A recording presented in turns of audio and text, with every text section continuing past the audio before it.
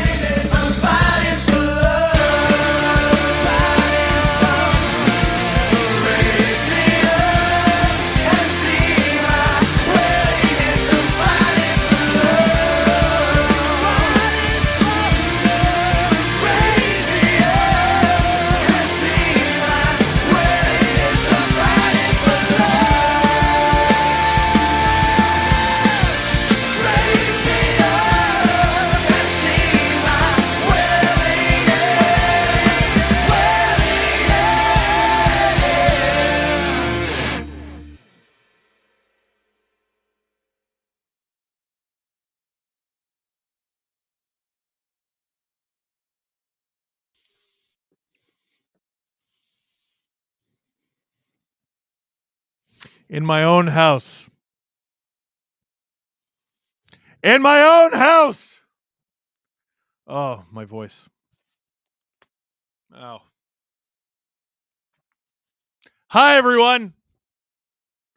Hi, everyone. Let's test the vocal range. Is Elmo there today? Is Elmo there today? Okay. Sometimes when I lose my voice, Elmo's the first one to go. Warrior Womp gets it in the chat. He's saying yes. You know what? I'll try it. And I'll explain why this hurts in a minute. Yes. Yes. Oh. Yes. Oh no. My powers are weakened. Ladies and gentlemen, welcome. Welcome to Game 5 of the 2024 Stanley Cup Final. Looked like the Panthers were going to sweep them. And then the Oilers pumped the Panthers 8-1 in Game 4. So rumors of their death were greatly exaggerated. So here's what's going on. So I was wearing this mask around my house today. Cassie says, "Hey-o, Steve." Hey-o, Cassie. Let's get the Cassie clan in the chat. Last night, you know what? I'm gonna. How do I do this without being too disgusting to a large audience? Last night, I had a little bit of the bubble gut, and I went, "Uh-oh, that's odd." And then my body was like, pretty sure it needs to come out the other end too. And I said, no. I took Pepto, and it said, it's still coming. I go, oh. I took Gravol, and it said, Steve, it's still coming. I said, no, it's not. No. And then I was up puking till about 4 a.m, which is why, like, yelling is going to be a challenge. I think I'm going to, like, wince every time there's a goal or a big save. The chest, the rib cage, the upper back, it's just shot. Didn't sleep at all. Slept a little bit throughout the morning. Felt like I had been hit by a bus. Adam and Jesse were prepared to do the stream. I'm probably going to record from home tomorrow because we don't know if it's food poisoning or Norwalk, and Norwalk is extremely contagious. Anyone who's ever had it, terrible. And that's why I've been wearing a mask around the house, because I got a wife and 2 young kids. Gatorade and rest. Okay, well, how about just Gatorade? Because I'm doing a stream. Actually, it's Liquid IV.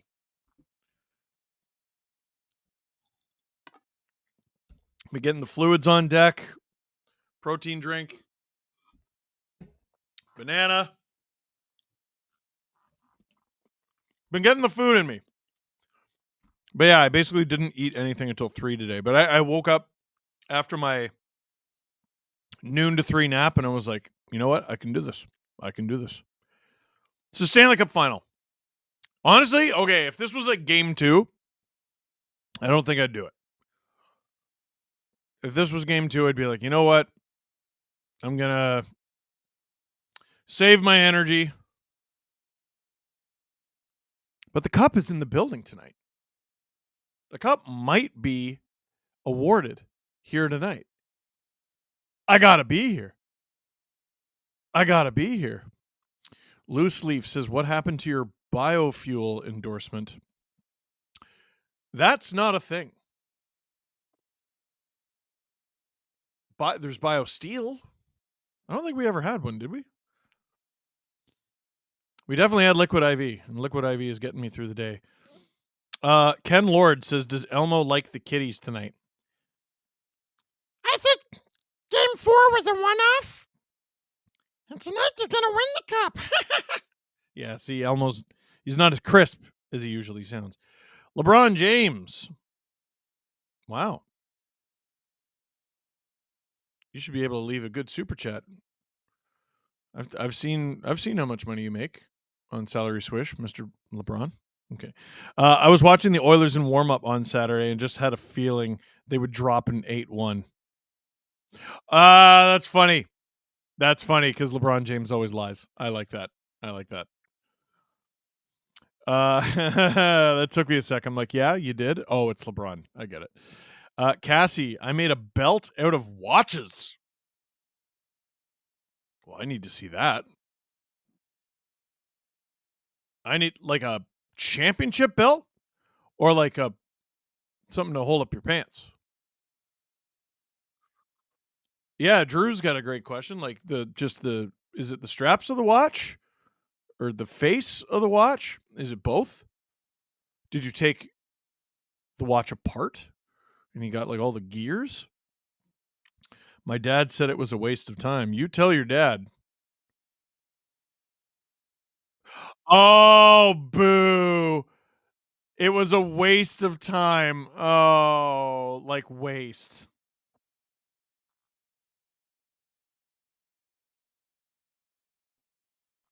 Well done.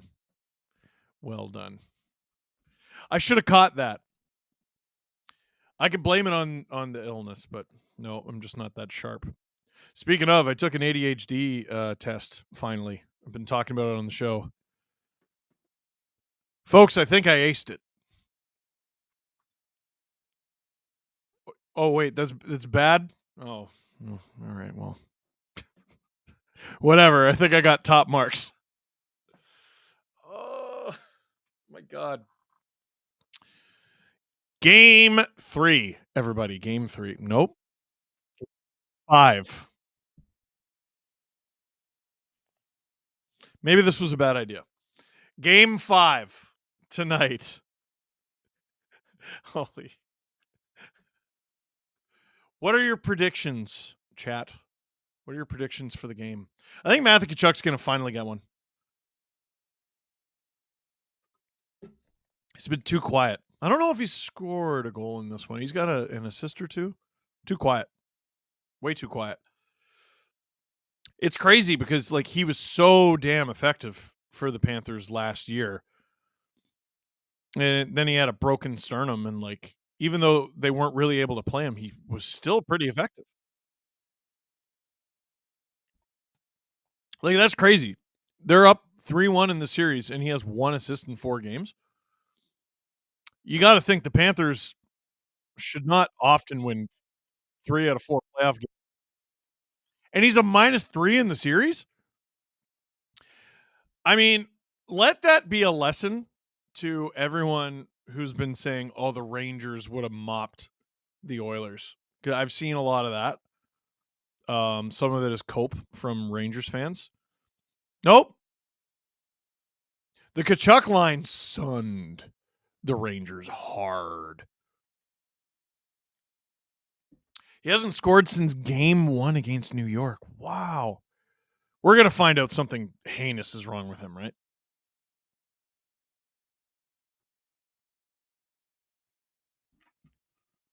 All right. Need the sugars and the protein from my lactose-free protein drink to kick in. Cassie, a new dad joke for you. Yep. I'm tucking that one in. Awk boss.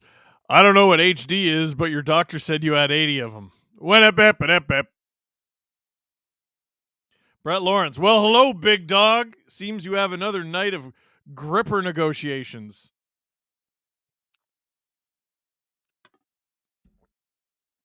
If you raise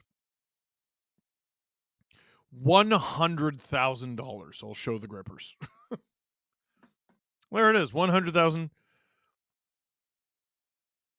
I'll say Canadian dollars. Lomberg is in. Ooh. Hudson Markell with Goodrow on waivers. That's crazy, eh? Barclay Goodrow. Christmas came early for us Rangers fans. It's crazy you think like that. It's crazy you think like that. Like, because here we are.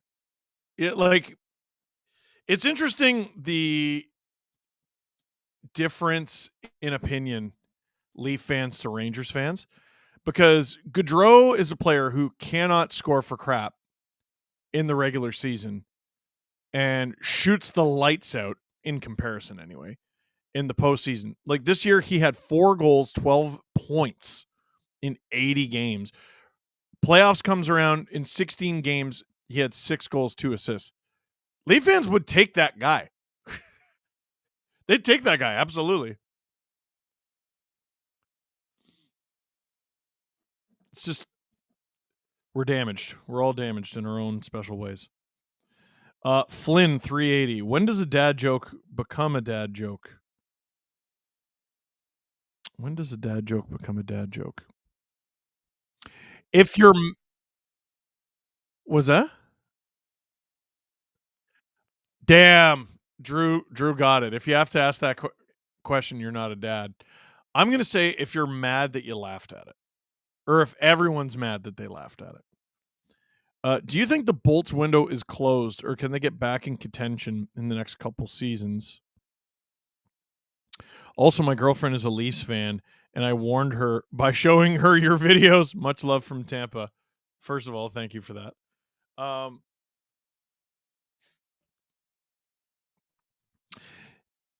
I look at the Lightning a little bit like the Blackhawks from the middle 2010s. They won 3 championships in 5 years? 6 years? But the off years where they didn't win a championship, you sort of looked at them and you're like, oh, they're just never going to win again, eh? Ooh, they don't look very good. With the exception of a few. I want to say 2014, they had a war with the Kings. They had a bunch of different wars with like the Kings and the Blues and stuff. They got a fiddle. They got a finagle with the lineup. I don't think Vasilevsky was playing at 100% this year. So once they figure that out, I think they'll be okay. Any chance of Mrs. Dangle showing up? Go Oilers. No. She doesn't want to be anywhere near me right now. I'm sick. What username? Oh, Karina. Drew, are you setting me up? Karina of Furore 921. What video game is it? Oh, it's a Zelda thing. Oh, Flynn. When does a dad joke become a dad joke? When it becomes apparent.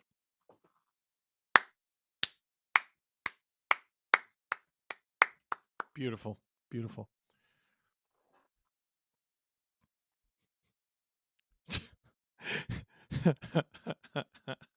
Steve, two men walk in. Don't make me laugh. It hurts. Steve, 2 men walk into a bar. The third one ducked. When up. Cassie, the only dad jokes in Super Chat tonight. No hockey talk. I totally agree with that. Matthew Gill, big fan, Steve. Anaheim Ducks fan watching in Anaheim. Thanks for all you do for hockey. Go Ducks and go Leafs, go. Thank you. I'm glad to see the Anaheim Ducks have moved on to their, 4th, 5th primary color? Oh, God. I'm not reading that one. oh, that one's tough, Evie. SL. So we're all prepared for Liljegren to turn into the next Gustav Forsling as soon as the Leafs give up on him, right? It's possible. I would love to watch early career highlights of Gustav Forsling. Because, I think there's, some reason to dread when it comes to Liljegren. I just don't think he's shown that potential. When he's good, it's for not very much time at a time. Zachary McNally, go Oilers. Name tags, Leafs Cup or See Your Grippers. Which one first? I hope it's the Leafs Cup. You're going to see a lot more than my feet if the Leafs win the Cup. Hey, Evie, I'm here. I'm Adam's first wife. That's from Girthy Bettman. Brett Lawrence. All righty, big dog. Hey, whoa. Cassie with the 50-piece Jonas of generosity. If you just got gifted an SDPN membership by Cassie, you thank her. You thank her right now. Brett Lawrence, already big dog, 100,000 for showing them, but how about 150,000 for Adam to feed you with his grippers, 125 for Drew to feed you with his gripper? I'm starting to think you're not joking. You know what I mean? Drew said he'll do it for less. No, shut up. You don't know negotiation? Shut up. Oh, you'll eat out of Adam's grippers for less. Well, that's worse. You see how that's worse, right? Oh my God. The toaster stopped working. I guess it's toast. This is pretty good. I like the dad joke bit. We need to keep that going. By the way, if you see me run off screen suddenly, I'm throwing up.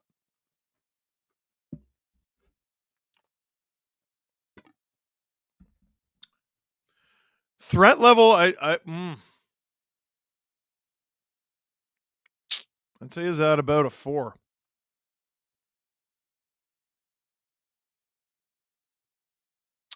Thoughts on Uncle Howdy, aka Bo Dallas, arriving in WWE finally? He showed up on Raw last night, and the return was pretty ridiculous. Not very PG. Yeah, I haven't seen it yet. Uncle Howdy always struck me as a very strange idea. The game's about to start, by the way, and I don't know how they do it post Bray Wyatt. SL, as a Hawks fan, the big complaints about Forsling were that he was soft, and there wasn't any one thing he was particularly good at, but he would show a flash of greatness every once in a while. Liljegren doesn't really do that. He just has like a really good Clayman, have you considered not being sick? Yes. And the puck is dropped. Oilers dump it into the Panther zone. Whoa, Lusterinen already taken down. Oilers in front. Wow, already a grade A scoring chance just 14 seconds in. Matthias Janmark stopped by Sergei Bobrovsky, and Paul Maurice is not going to like that. EV, Miami Vice Grippers. I don't know if Janmark got all of that. This line is really becoming dependent on for Chris Knobloch. Oh, Justin Fisher said, want to play a game, and he wants my 2 goal scoring picks. I'm going to stick with Carter Verhaeghe for the Panthers. Oilers. I know. No, you know what? You're right, Drew. I'm going to go with Matthew Tkachuk. Before the game, I was talking Tkachuk. His last goal was game 1, stopped by Bobrovsky. Game 1 of the Rangers series. And for the Oilers, Leon. Oh, Reinhardt! Great opportunity, stopped by Skinner. Both teams with just about a grade A scoring chance. By the way, the 4th line tonight for the Panthers, we got Ryan Lomberg into the lineup. He's going to play with Kevin Stenlund and Kyle Okposo.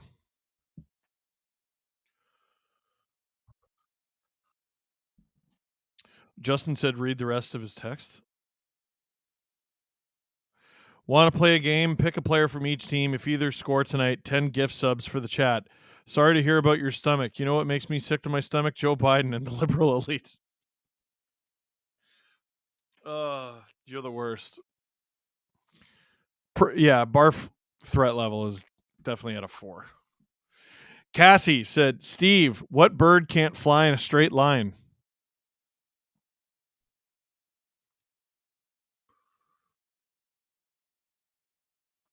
A turn. Cassie, you shouldn't be as good at this as you are. Both teams exchanging whistles. Rye Guy, the Fire Guy, after watching your rant on SDPN, what are the odds we get an uncensored LFR next season? I don't like swearing on the LFR. You know how I look at it? Verhaeghe in the corner. Oh, Bennett! Rebound! Oilers clear it. McLeod after it, but this is going to be icing. The way I look at it is I've set a clear expectation. So not everyone loves that I swear on the podcast. Not everyone loves that I don't swear on the LFR.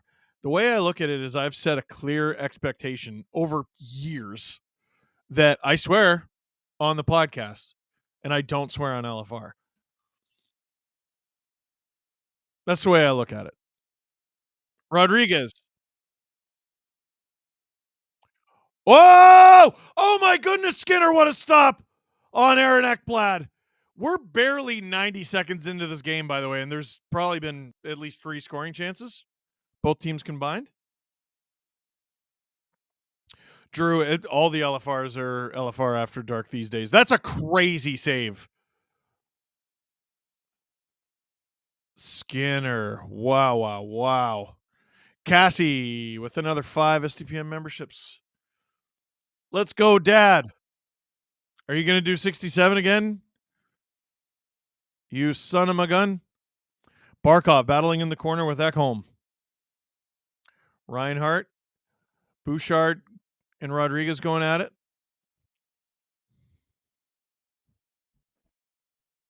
Barkov on. Tip.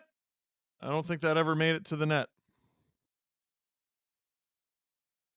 By the way, our poll was extremely close. 1,500 of you voted. Who you got? Edmonton strikes again, won with 52%. Florida, 47%. That doesn't even add up to 100. That's how you know how close it was. Boosh bomb goes wide.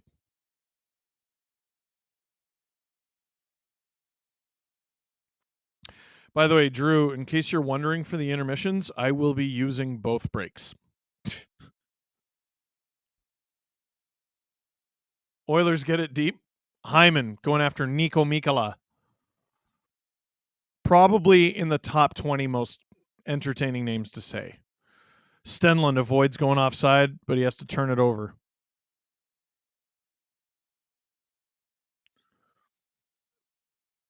Draisaitl stripped. Panthers dump it in. Is this going to be ice?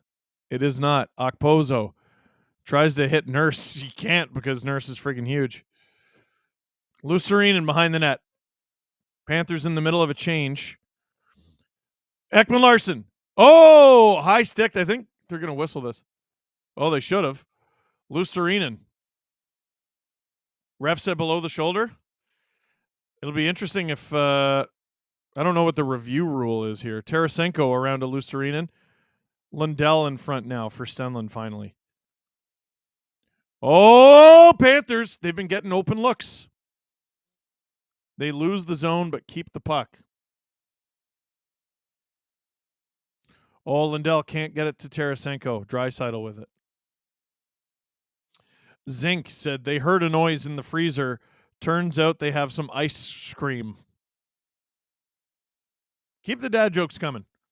What does a clock do when it's hungry? It goes back 4 seconds. Oh, it goes back for seconds. That's good. That is good. Verhaeghe in for Tkachuk.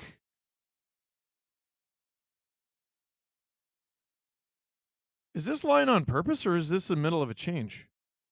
Forsling from the point, stopped by Skinner. That's too easy. Verhaeghe, Tkachuk, and Bennett hasn't really been a thing. So it's interesting to see them go to this at home. Gary Grippy Bettman. Would you trade Matthews if it was the only way to win a cup? But Matthews three-peats the next 3 years after that. Yeah. I want a cup. I don't care. You ever heard beggars can't be choosers? Like, what Leaf fan is turning that down?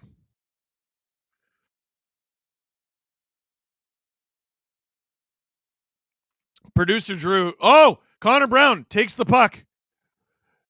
Shot from the point. Stopped by Bob. That was a good chance. Lomberg up the ice for Okposo. Okposo with a hit on Kulak. Panthers have really made Kulak's life miserable in this series. On in the slot, and we got a whistle. High stick. And it looks like it's going against the Oilers.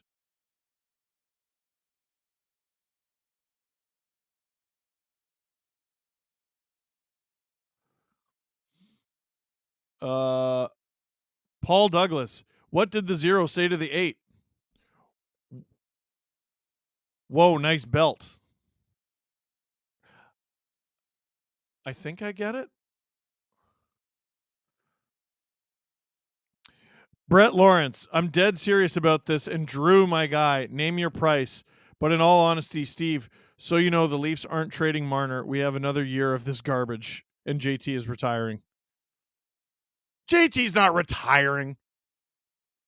He's like 33, 4, coming off of like a decent season. Maybe not an $11 million season.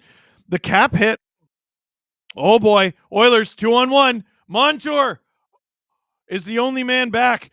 Panthers almost give up a shorty again.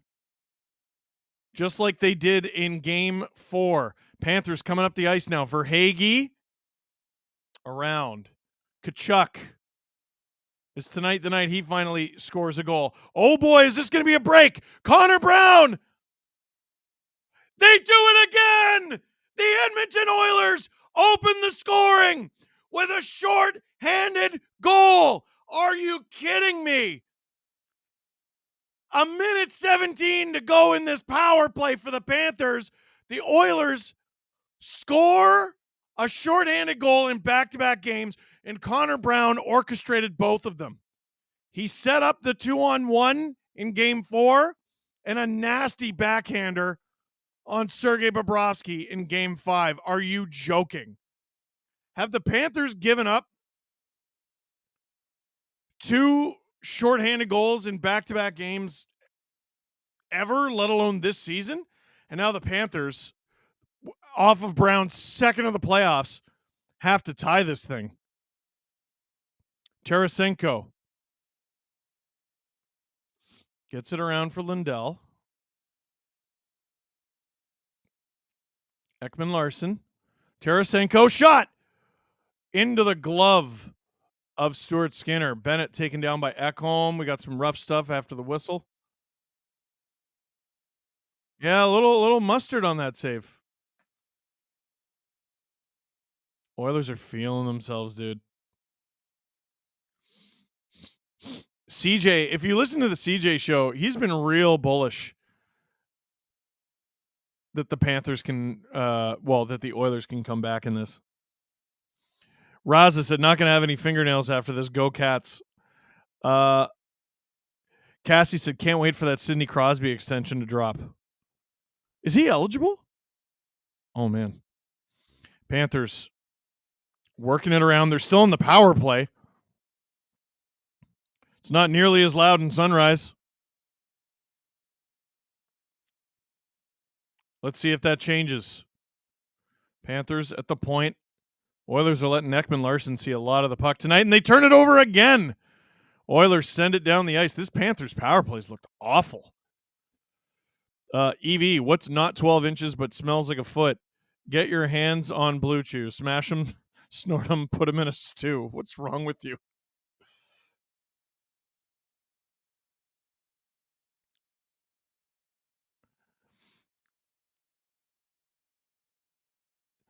What do you call a rabbit with fleas? Bugs Bunny. Love that. 7 minutes gone in this game. The Oilers lead 1-0 off a shorthanded goal. Geez, the dad jokes are flooding in. I got to wait for a commercial break.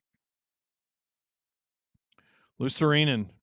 Can't get it. Draisaitl. Oh! Luostarinen forces the turnover. Tip back to Draisaitl, and he'll help with the outlet pass. Nurse. Shot. Stopped by Bob. Panthers shovel it out.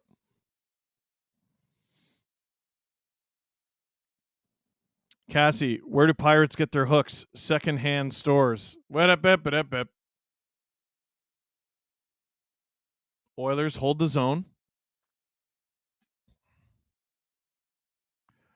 Rodriguez shovels it out. Oilers get it back. After that first Oilers scoring chance in the first 15 seconds, it really looked like Florida was controlling the game. But that shorthanded goal has gone right to Edmonton's legs and gone right against the Panthers. They look like shells of themselves. When was the last time a team gave up a shorthanded goal in a game where they clinched the Stanley Cup? It's got to be rare. Ekman Larson over to Kulikov, to Bennett. Man, the Panthers are just casual and garbage. I'm not used to watching them play this poorly. Henrique into the chest of Bobrovsky. And we'll get a whistle with 11:20 to go in the first period. Paul S., honest question, would letting Marner walk be such a bad thing? Toronto would be wearing egg on their face. Not that they're strangers to that, but $10.9 million entirely off the books for free is nothing to turn your nose up at. Yeah, Yesterday I was getting asked, we're in TV timeout, by the way, about like what would you want for Marner? If cap space is the most valuable thing in this league, you get an asset that's not a negative back. Like if you got picks, the true answer is, I mean, the trade is kind of unprecedented.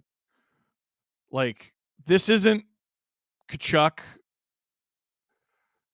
and Huberdeau. It's a little bit of Kachuk,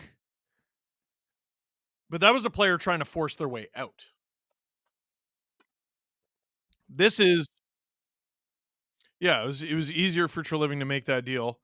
I know it hasn't turned out well, but people forget how good that deal looked at the time, I thought. Like Kachuk is the best player in that deal.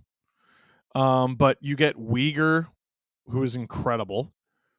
And Huberdeau, who was coming off 115 points. Now, Huberdeau hasn't been very good. He had a pretty good back half. It sort of got overshadowed by how bad the Flames were. Yeah. What's the crazy stat, Drew? Oilers just moved into fifth all time in shorthanded goals scored in the Stanley Cup Finals by a franchise with 6. Only 13 teams have more than 1 ever. It's crazy. Michael Lynn Jr. Hey, Steve, thanks for these streams. Go Oilers. Sedin, why do you think the Panthers PP is so lousy right now? Because the Oilers are reading it extremely well. Speedy V, Costco gravy is perfection. Simply sensational. Love that. Jacob, if Florida loses, do they start Stolarz over Bob? I highly doubt it. It depends how this game goes.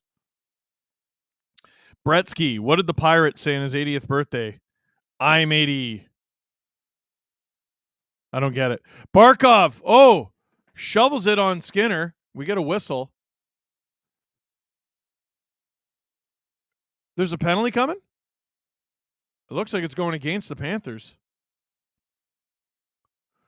Barkov?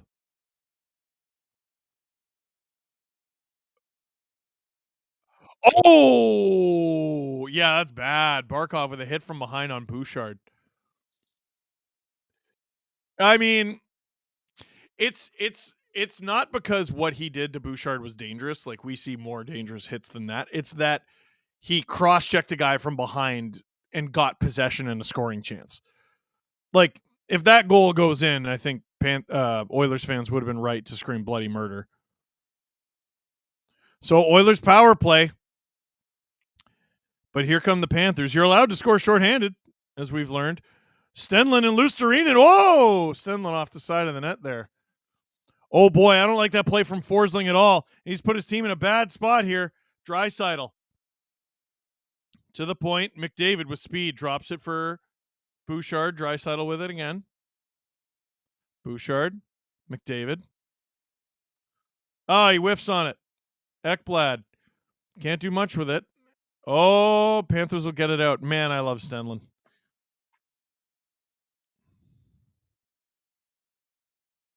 Bouchard. Oh, left it for Draisaitl. Oilers coming up the ice here. McDavid. Nuge. Oilers. Panthers trying to strip it. Oh, we got a penalty. Oilers power play is over. Ryan Nugent-Hopkins going to the box. 57 seconds to go in the power play. So the Panthers will get, we'll get 57 seconds of 4-on-4, followed by a minute 3 of Panthers power play. Name tag says you're a solid 10 when you get dressed up, but if you pee your pants, you're an 8.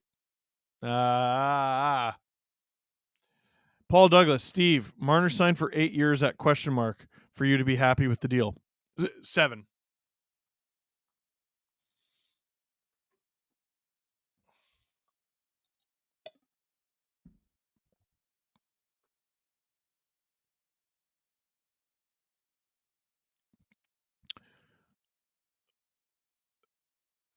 Drew's asking if the ice looks bad.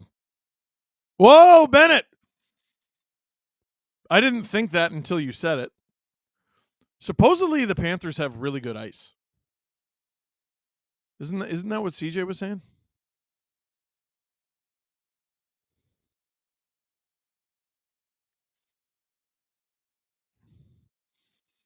See, I didn't notice it until you said it.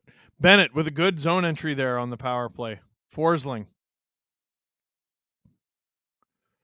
Bennett. Shot up and out. This isn't a Panthers power play yet, by the way. Just looks like it. Nurse giving chase to... Oh, he pokes it on Bob. Montour. The 4-on-4 is over. Barkov leaving the box. So I assume he'll just join the play.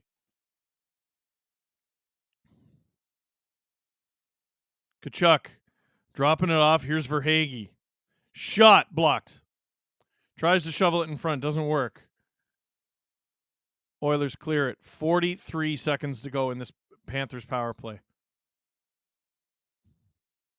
Barkov. Behind him to Verhaeghe. Barkov gets it back. Attacked by 2 Oilers, though. It's 3-on-2. Oilers advantage in the corner.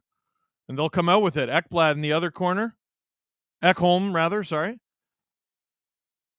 Montour with it. Up the ice for Barkov. Blocked by the stick of Ekholm. This Oilers penalty kill is back on track. Zink says Stanley has a cup in... Wait. Stanley has a cup. His Stanley Cup. I don't get it. Brett Lawrence, the Leafs are a business. You don't give away a 100-point player for nothing. More likely, they wait a year, let JT walk. You know I'm right, big dog.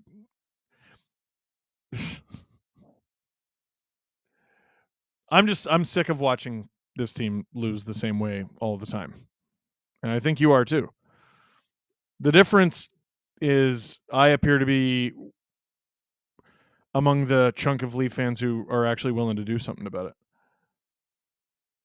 No shots for the Panthers on that power play. Janmark loses his stick. Gets it back. Oh, Panthers. Blocked by the Oilers. The Oilers are all over the puck in the defensive zone. Steve Bray. Where's the worst place to hide in the hospital? The ICU. That's pretty good. Cassie. Once I fell in love with a bakery assistant, but it turns out she was just in it for the dough. These dad jokes are killing it. Lindell. This third line for the Panthers of Tarasenko, Lindell, and Luostarinen has really decreased in effectiveness. Oh, never mind. Here comes Lindell, knocked to the ice. Whoa! Whoa! Big collision in the neutral zone. That was Tarasenko and I want to say Draisaitl.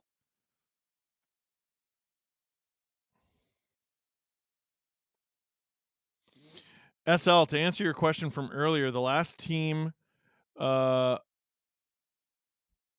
the Stanley Cup Final to allow a shorthanded goal but still won the elimination game was the Kings in Game 5 of 2014. We got a whistle here. Is this going to be another call? Nope, offside.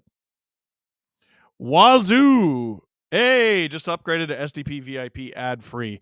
So, as we go to commercial break, if you want to gift memberships, you can do so in the bottom right corner. There's a little $sign, dollar bill. If you don't see the option to do that, that's because you're on an iPhone and it's an iPhone thing.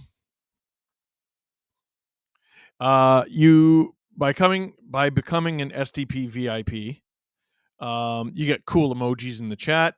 Your name is in green, so I know you're a member. But more importantly, you get the SDP VIP episode of the show every week. So every week we do 3 episodes, and then the VIP episode is the 4th. When we go down to 2 episodes a week in July, you'll still get a 3rd because we'll still be uploading the VIP episode. And in August, when we go dark, with the exception of, maybe an emergency podcast for a big move. We'll still be uploading VIP episodes once a week. So that's what you get. And if you become an SDP VIP ad-free, like Wazoo, you get every single episode of the Steve Dangle podcast, no matter how many there are per week, ad-free. That's what you get. And if you want to upgrade, or like if you're one of the many, many, many, many, many people who have been gifted a membership, if I'm not mistaken, you can go to that little $sign where it says show your support for SDPN in the bottom right. And I think you can extend your membership, or if you want, you can upgrade to ad free. That's what I did. Oh, I'm logged in as SDPN, so it won't let me do that. Brett Lawrence, I've been sick of watching them lose since Sundin wore the C, but it's bad business to walk a 100-point player, never scored 100 points, by the way, out the door for nothing. If you think Matthews or Nylander are in a cup window, still love you. And the pod, big dog. Thank you. Sam C. Can confirm VIP is great, despite me listening to the pod on Spotify at work all the time. Yeah, you can become an SDP VIP on Spotify or on Apple Music. Doesn't matter. Panthers in the Oilers zone. Dug away from Nurse. Oh! Lomberg couldn't get that to Stenlund, and now the Oilers turn it the other way. Oh, you're a YouTube VIP and still listen on Spotify. Well, then you're just the best. And Alex gifted 5 SDPN memberships. Let's go, Alex. Under 6 minutes to go in the first period here. Puke level has, I would say that the threat level is downgraded to a 2.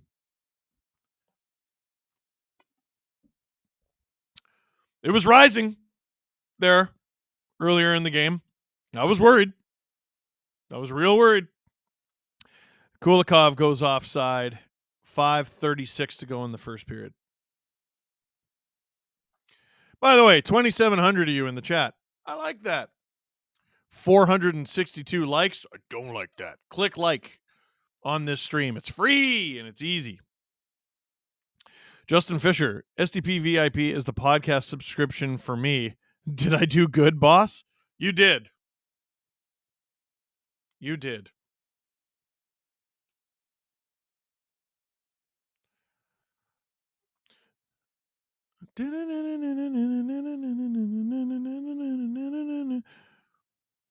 Why don't skeletons fight each other?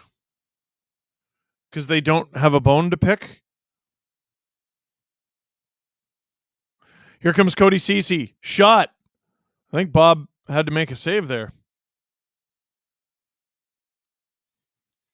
That went a million miles wide. Oilers. Panthers up the ice. Verhaeghe didn't see the pass. Holloway picked off by Bennett. Oh, skeletons don't fight because they don't have the guts. That's funnier than my answer. Kachuk throws it into the slot. Bennett was tied up with Kulak. Zink gifted 5 SDPN memberships. Let's go. Sam C gifted 10 SDPN memberships. Let's go. Over 600 likes now. Let's go. Whoa. Rodriguez cuts off the pass to Bouchard. That could have been real dangerous. McDavid in front. Ekholm blocked.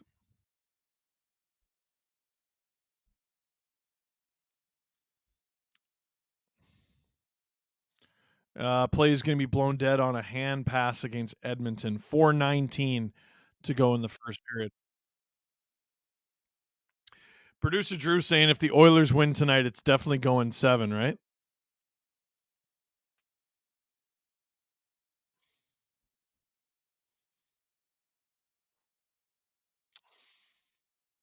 So here's the thing. From a personal level, the sooner this series ends, the better. From a business perspective, the longer the series goes, the better. Game 7's not till Monday. This league's psychotic. Okay, so here's what I was trying to figure out, Drew. Maybe you can help me. There was no Olympics, no World Cup, no four-nation face-off, no COVID shutdown.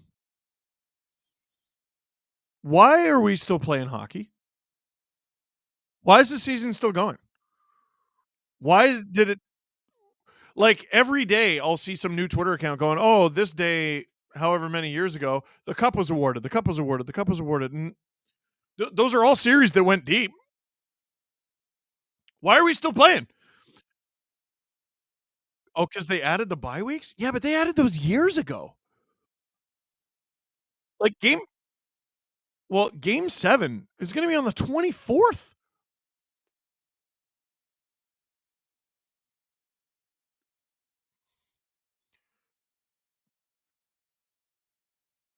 No, it's 2 days between games.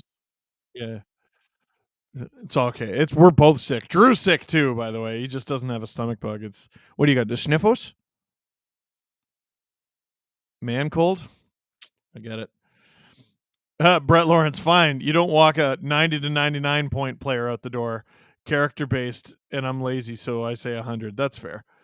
Luke Vella, what did the Saudis say to Steve? Leak our league. Shut up.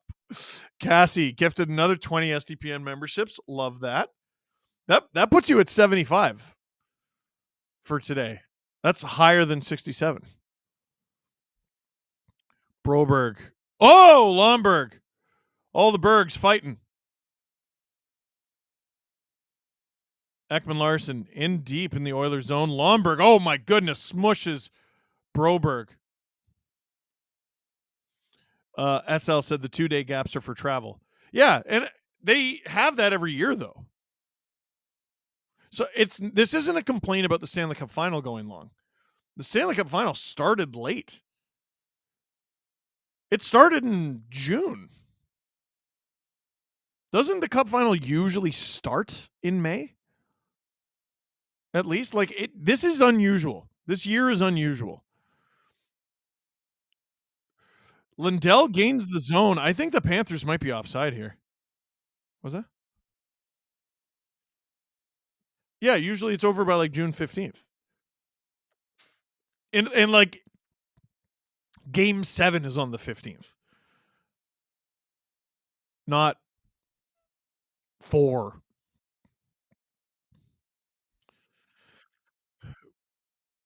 Bouchard picked off by Lusterinen. This line's at the end of their shift, though, so they'll shovel it into the Oilers zone. Producer Drew just said the NHL draft is in 10 days. That's crazy. So, like, in the next 2 weeks, it's going to be days 1 and 2 of the draft. The buyout window is going to open. Free agency is going to start. It's crazy. Do I think Florida or Edmonton is ready for the draft? No. Do either of these teams have their first round pick? I know the Oilers don't. I want to say they gave it up for Henrique. Panthers didn't really spend this year. Mikkola doesn't get through. Florida does not have their first. Trying to remember what they gave it up for. Must have been. They traded it away on March 16th, 2022. For what? Oh! Nugent Hopkins with it. Around the net. Oh, for Claude Giroux.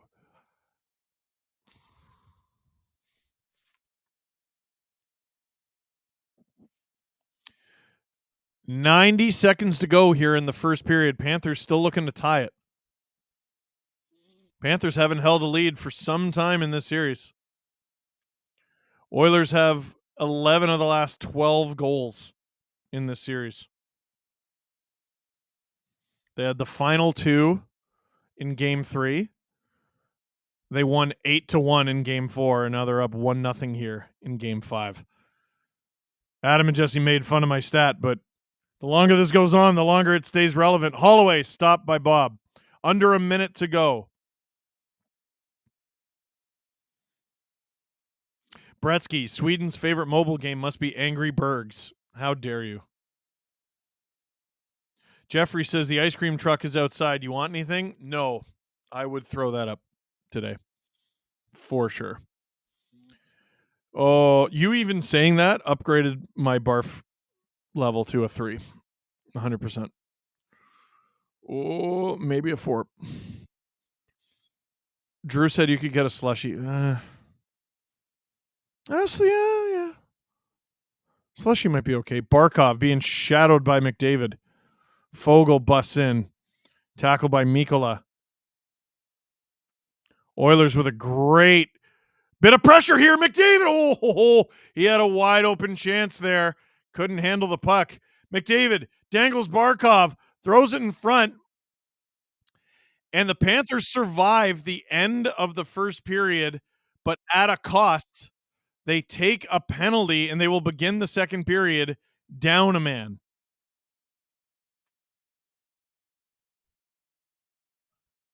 Florida minor penalty. Who was it? Is interference. Not a lot to be happy about from that first period. I didn't see the penalty there at all. Mikola for interference? I didn't see it. Tim Robichaud, if Marner is still here to start the season, do you think he gets booed in the first home game? And does he deserve to get booed, in your opinion? Does he get booed? Yeah. Does he deserve to get booed? No. That's crap. But I do think it's going to happen. If a child refuses to go down for a nap, can they be charged with resisting arrest? That's good. Cassie, number 67 tonight. Sometimes you just got to sprinkle them. And Ty Smith, late final start. Blame the Leafs needing 2 Saturdays in their opening round. You know, Ty, you know what's funny? It was 3. That was a 3 Saturday series. And why are you blaming it on the Leafs? Blame it on the broadcasters. Oh, he's not in the chat, but it's my dad texted me. We are listening. Thanks, Mom and Dad.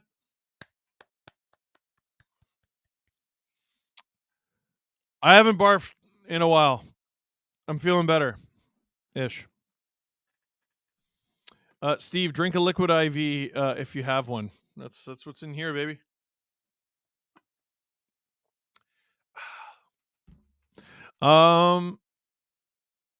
Thomas. Hey, girl dad Steve. I hope you have a nice day. I hope you have a nice day. That's so lovely of you. Oilers with the 1-0 lead after 1. Connor Brown with the shorthanded goal. Connor Brown has shorthanded points in back-to-back games. And the Oilers have shorthanded goals in back-to-back games. Vegas won the Cup on June 13th last year. And that was in Game 5. Colorado won it on June 26th in Game 6. But, yeah, we were still getting back on track from COVID. Like, there's no reason for the season to still be going. There's no reason for it. Ty Smith, who owns the Leafs? The Atlantic Division. EV, interrupting cow. Moo! Justin Fisher. You know what I can't get enough of? Atomic Tomb. I actually have very sad news to break. My dad is no longer in Atomic Tomb. He's looking for a new band. This is how you know my dad has a love for the game. Like a love for music. That man is 67 years old. And he's auditioning for a band. Drew says, what a nutcase. I would agree. But how can you say that is not a man with enormous passion for what he does? We should let him bring his drum kit into the studio. Our neighbors do enough friggin' renovations. They can't complain about us banging a few drums. Rennet Mont says ginger ale, Steve, but I personally recommend ginger beer. We do have ginger ale upstairs. Justin says Gary want to start a band. Jacob Paulson, SDP VIP. Let's go. And Death Eater says, hope you feel better soon. Me too. Thank you. And last one before we go to a clip. Magic Mudkips, let's bring the cup back to Canada. Go Oilers, go. Drew, what clip we got? Is it me losing my mind? You bet it is. Here's me losing my mind. Here, hard line in the sand.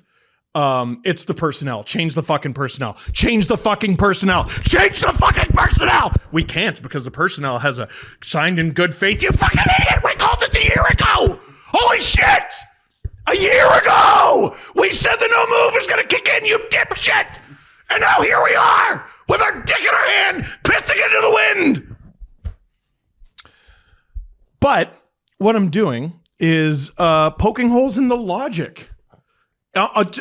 Their thinking is fucked.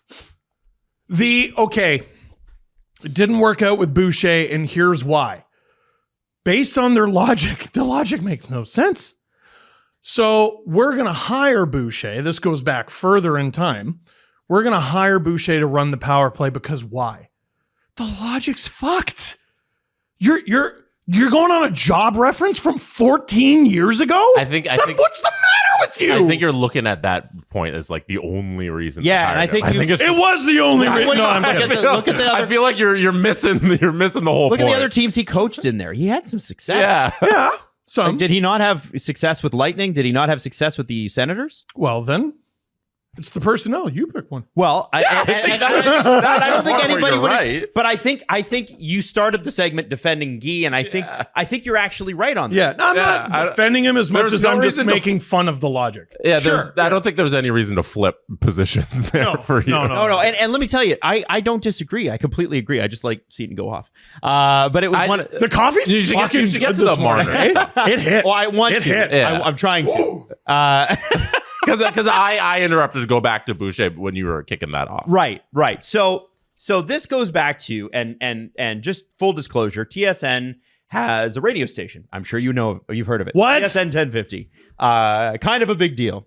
So they got an afternoon show, Overdrive. Those guys are great, and they have Darren Dreger come on, just like they have. They used to have Bob McKenzie all the time before he was semi-retired. They got CJ, they got Pierre LeBrun, they got all these great minds that come on these shows and give them great pieces of information. How fantastic. And then, of course, on First Up with Carlo Koliakovo, they had Darren Dreger on again. Now, when last week, this is what was very interesting. Last week, we were driving to, I believe it was Boston Pizza Stouffville for the show.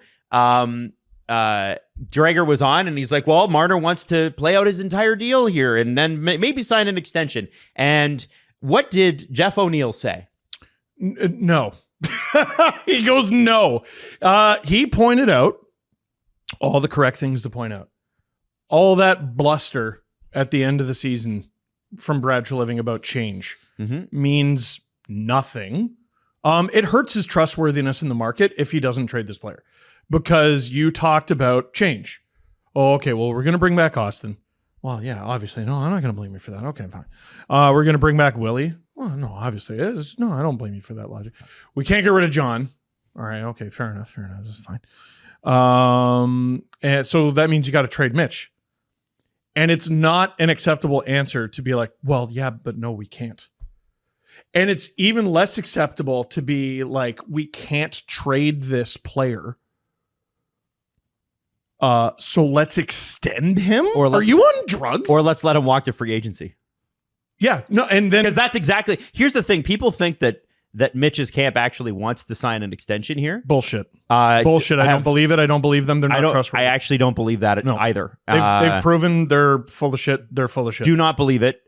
Just like when Philip Broberg and that whole trade request thing with the Oilers earlier this season, And then the Oilers are like, what the hell? We've Okay, never that's spoken to too them deep. about anything. Darren Ferris? That's Darren Ferris. It's Darren Ferris does this. He works the media and he just feeds you whatever you want to hear. He feeds you nonsense. So this morning, we're guessing that Darren Dreger's source is Darren Ferris, the Darren's work together. Well, I and mean, this pretty morning, obvious. Dreger said, I think Brad Treliving's preference would be to extend Mitch Marner.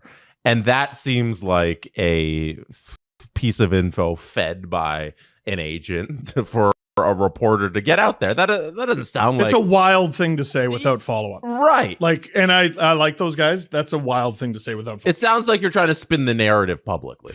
Oh, no, they are. They're very By much. the way, they did last time, too. Yeah. And This I think week- it's really, really important that we understand what happened last time because it was 5 years ago in pre-pandemic. Yep. But last time, it was Darren Dreger saying he's going to sign in Columbus for $13 million. It's going to happen. Oh, he's going to sign in Zurich for $1 million. It's going to happen. And the reality of the situation is, from everything that we've pieced together, I think the Leafs want to move on, and I think you guys think that too. I think he wants to move on. You think he likes it? I think he does too. And again, it goes back to what I said a week and a half ago. This is all about negotiation position. No, we don't want to. Because if they said yes, we did, well, that gives them less leverage. This is the leverage position. No, we don't want to move. Like, you'll have to convince us. So when Dreger's Dreger's on the radio with like a certain amount of clout because he's Darren Dreger and he's a very reputable insider, and he says, I think Brad Treliving's preference is to extend Mitch Marner. You got to question where the logic is behind that, because based on everything, that doesn't seem truthful or make sense for the organization. It doesn't make sense. Or for that general manager. And like Jeff O'Neill correctly pointed out, it does not match what Brad previously said. It does not match what he previously said about change. Unless what Brad was feeding us is entirely bullshit. So- and by change, he means trading Timothy Liljegren. Carlo then took this clip that's gone viral and retweeted, and he said, "This may not be popular, but I'm on the Marner. Will still be a Leaf to start the season train." Unacceptable. So I ask, if Marner unacceptable. signed a long-term deal to stay with the Leafs for under $10 million a year, would that change the way most people feel about him right now? And Can I answer that honestly? Yeah. Yeah, of course it does. What reality What the is fuck? that? Hey, what He's if he going to signed for sign. $1 Why million stop bucks? there? 7, 6. No, $1 million. One. Yeah. It's $10 million. What could you? Who couldn't live on $1 million a year? Did you hear that the Leafs are trading Dewar for McDavid? That's crazy. It's happening. I heard that was Brad Treliving's preference. How would you feel about the team if they traded Dewar for McDavid, Steve? What are we doing? Like, What are we? Oh yeah, if Marner signed for $2 million a year less would than your he's currently feelings making, change? Carlo, the fuck?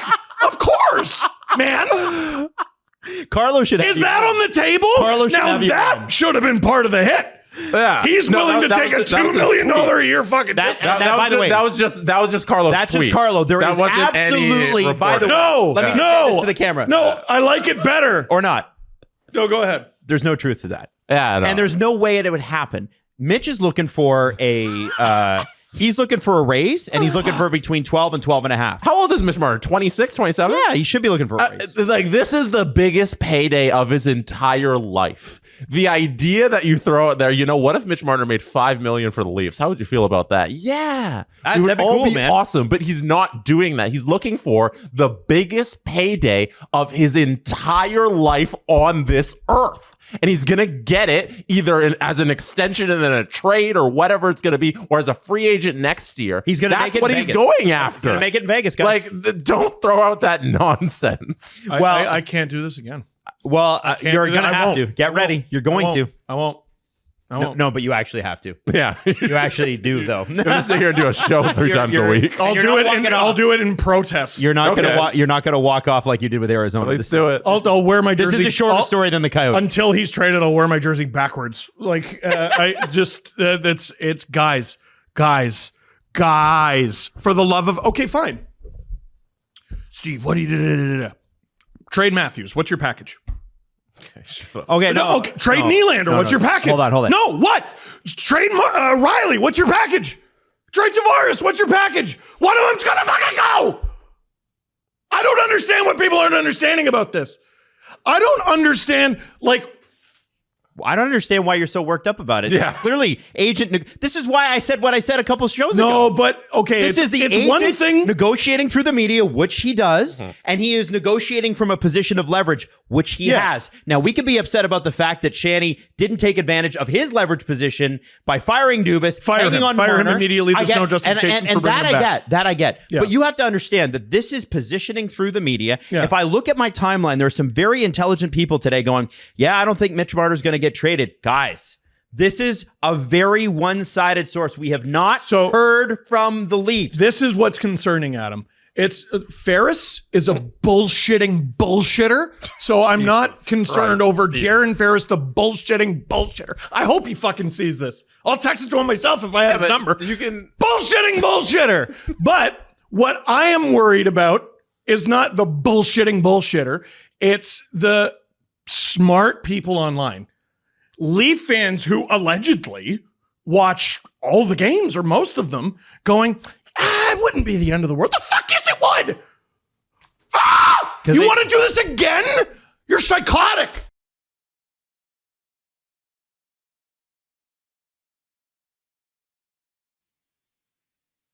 Uh-oh. Oilers coming back. They're up 3-1 in the series. The Panthers are. But they're down 1-0 in the game. A shorthanded goal. Another shorthanded goal from Connor Brown. And the Oilers are making this series very, very interesting. Steve Dangle here on the SDPN YouTube channel. Click like, click subscribe, tell all your friends. Let's get to 1,000 likes, huh? Let's do it, eh? Here we go now. Cassie, you don't need to know. What's the difference between a gentleman in a suit riding a bicycle and a clown riding a unicycle? Attire.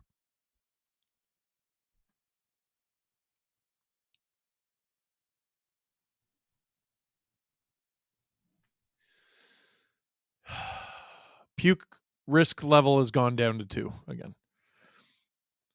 We've been hovering between 2 and 4 for about an hour and a half now. So I just want to get a good night's sleep tonight. That'd be cool. Wes Richard gifted 5 SDPN memberships. Let's go. And Michael Lake, love these live streams that you do. I love that you're here watching them with all of us.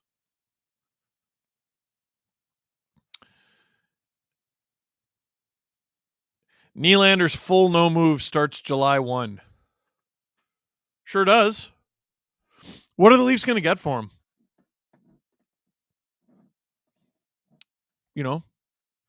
Well, Marner, you can't move him because, all right, trade Willie.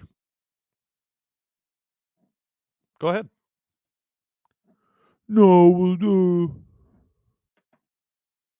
Okay, run it back. Do the same damn thing again. Like, I feel like I'm taking crazy pills. I really, really do. Every year you'll find an excuse. They never get through it. That was a good one, eh? Says Cass. It was a very good one.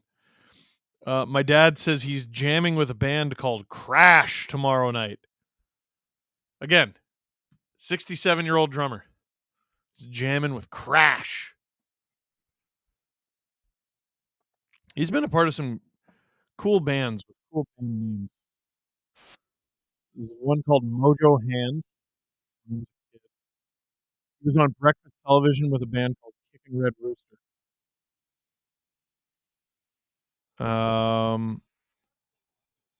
Salvaje was like a Latin metal band. My dad does not speak Spanish. No. He was the drummer, Drew. Keep up. His language is pounding drums. Yeah, 1, 2, 3, 4. There you go. That's enough. Nico Mikula begins the second period in the box. Panthers begin the second period on the penalty kill as they're trying to come back from a 1-0 deficit in this game. Shouldn't be a problem, though, because Oilers scored shorthanded. That means you can do it too. Tim Robichaux, who would you rather keep, Marner or Willie? Willie. The consistently better playoff performer. Lusterinen gets it out over the line. Hey, Travis J with the 99 piece. Let's go. Cassie, what do you call a dog who lives in the toilet? Oh, Hyman looked like he had a breakaway, but he was offside. What do you call a dog who lives in the toilet? Oh, is it a poodle? Drew, that's Drew's guess. Is it a poodle? A poodle. Let's go. Producer Drew, certified dad. Can producer Drew ever make his voice heard? I feel like we've talked about that, and every time it comes back to, it's a pain in the ass. He could, but he's just not going to do it. You know what? I respect that. You don't make people running the show's life hard.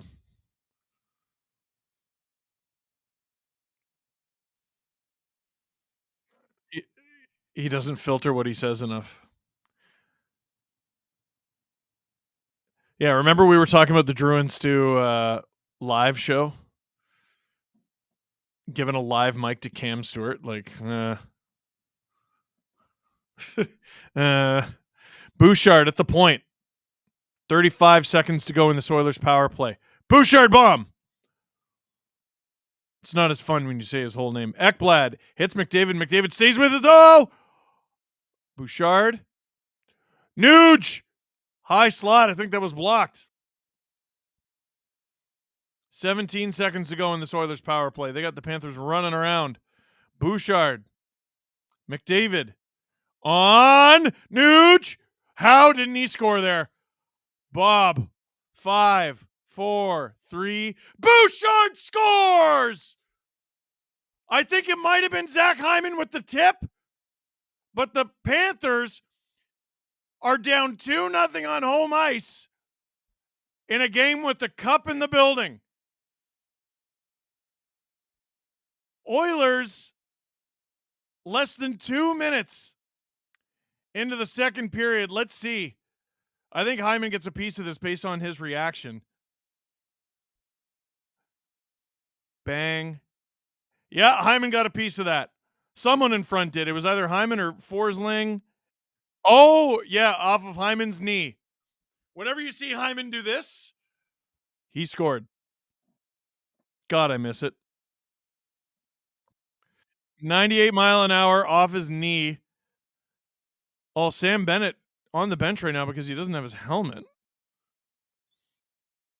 Shots 12-6 for the Oilers, and it is dead quiet in Sunrise. SL said, all of Marner's dealings with the Leafs have a stink of pettiness to them.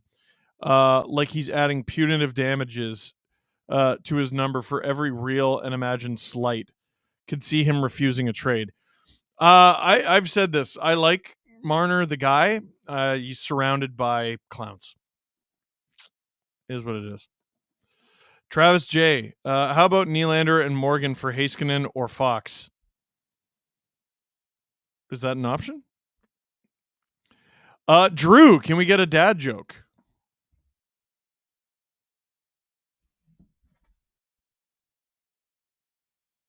He's thinking of one. Hyman's 15th of the playoffs, by the way, ties him with Sidney Crosby and Alex Ovechkin, I believe. Or he becomes the third player since 2000 to have 15 goals in a single playoff run. And McDavid with another assist? Unbelievable. So he needs one more to hit 40, I believe. Or no, one more to hit 40 points. Kachuk with it behind the Oilers net. Gets it to the point. That was a really good bank pass. Ekman Larson.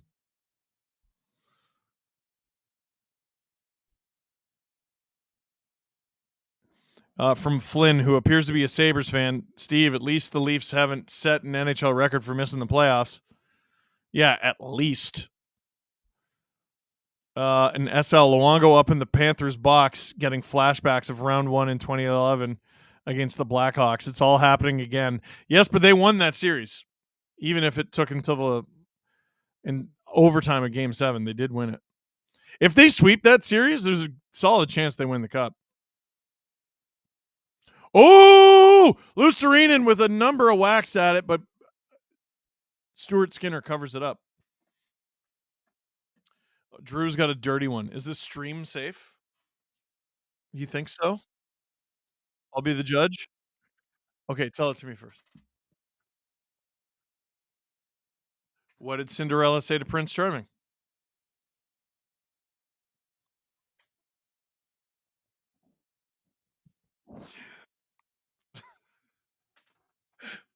Want to see if it fits.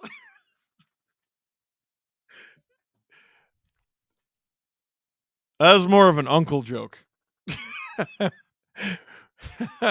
Oh my God, Drew. Oilers to the point.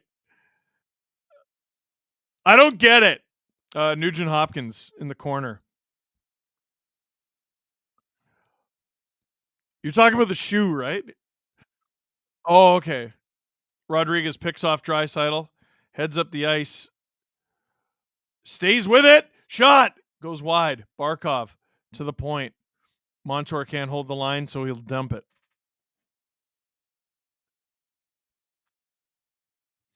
Brett Lawrence. All right, let's change the subject. Marner talk is depressing AF. I agree. So where do we land on the price for Drew to feed you with a gripper? $60K? Dude, I hate this. Icing against the Florida Panthers. Landon, who's more nervous, Panthers or Kings, knowing they can't buy out PLD at 1/3 if this goes 7? Oh, I forgot about that. I don't think the Kings are going to buy him out anyway. Also reports Gaudreau to be claimed by the Sharks. Thoughts? Who reported that? Oh, he was a Shark. I forgot about that. That's where he started.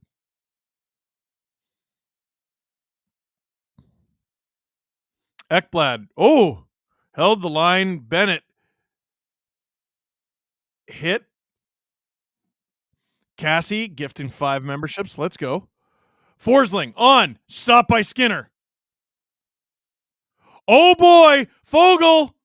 Not quite a breakaway. He's got it though. Sends it to McDavid. McDavid scores! Scores! Exactly 5 minutes into the second period, the Edmonton Oilers, are up 3-0 on the Panthers. Folks, is this happening? Is this really happening right now? The Edmonton Oilers have 13 of the last 14 goals scored in this Stanley Cup Final.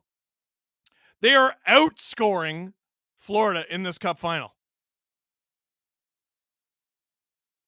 Phil Pritchard, I think you might have a few extra days to polish the cup up.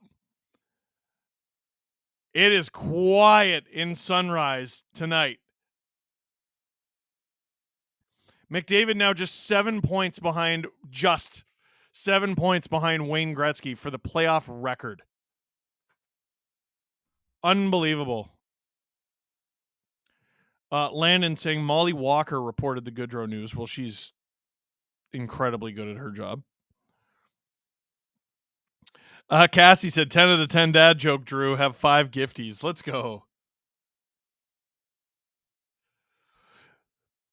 CJ, if you go and listen to yesterday's CJ show, he's like adamant after Game 4 that this series is going 7. Oilers go offside.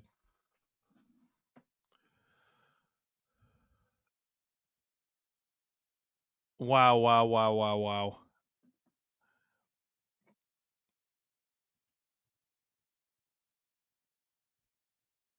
The series has completely changed.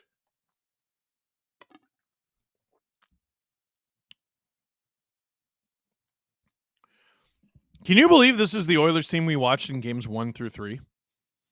Like, I know people are like, well, they outplayed the... I don't think they did. Not really. Like, they had a decent amount of shots. They didn't look great. They were making mistakes. All those mistakes were ending up in their net. That didn't help. I do think the Panthers don't look as good as they did in the first 3 games. Stuart Skinner's given them crazy saves. Think back to the first period, right? Bobrovsky makes a really good save 14 seconds in. Or rather, the Oilers had a good chance and he makes the save. I don't know if it was a great save.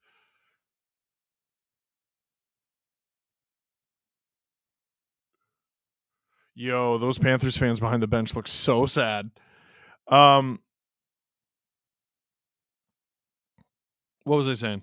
Oh, yeah. After the Oilers had their early chance, the Panthers had a few grade A chances against the Oilers. And Skinner made some 10-bell saves. That one with his glove was wild. Panthers go offside. Goofy Goober. Panthers inching closer to McElroy territory. Uh-oh. Anthony, what do you think this means for Bobrovsky? Are they down 3-0 because of him? I don't think so. Although that wasn't a great goal. Someone needs to turn the Panthers on and off again. From Cassie. Graham Strang. Have you ever played the original Red Dead Revolver? No. I would love to. Oh. Throat's killing me. SL said, I was about to ask, how much cred would an Oilers comeback give the deserved win-o-meter? Supporters be like, dude, regression was inevitable. To me, none. It would just be very, very, very funny. I am usually on the side of what's funniest. The problem is that usually makes the Leafs lose. I really should change it for what's funniest to me. Craig says, swings like this are why I love hockey. Oh, so you're cheering on the Panthers comeback then, are you? James Stemler, Oilers in 7. I predicted going into game 4 that this series would be a mini version of their season. Start off awful, then go on an absolute run. I mean, that would be one of the greatest stories in hockey in recent memory.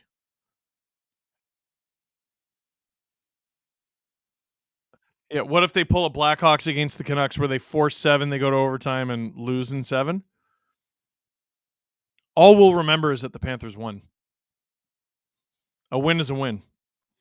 Present day 20XX, please give your professional opinion. Is this a defensive collapse or did Daddy decide he was done screwing around? No, I give the credit to the Oilers here. Daddy decided he was done screwing around. Dude, if you listen to the podcast, what was I saying at the beginning of the season? There was something in how Edmonton reacted to their loss to Vegas last year where you just saw it in their eyes. Nothing was going to be acceptable except the Stanley Cup. Nothing. Then they started the season terribly, and it's almost like they were fighting it. I don't know exactly what that was at the beginning of the season. I mean, it was bigger than Jay Woodcroft. But when this team flicks the switch, it's over. Mikkola taken down in front of his own net. Bennett, Kachuk. Fumbled zone entry there by the Panthers. Big hit. Draisaitl with it now. Rodriguez holds the line. Oh, partial break for the Panthers. Shot. Score. Matthew Kachuk. Justin Fisher, pay up, buddy. And the Panthers are on the board here, cutting the Oilers' lead to 2 with 13:07 to go in the second. Lots and lots and lots of time remaining in this game.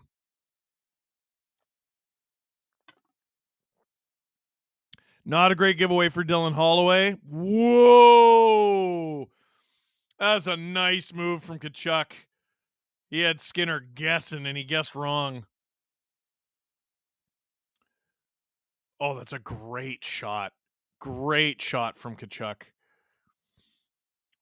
By the way, count how many times you hear the row, row, row. That's 2.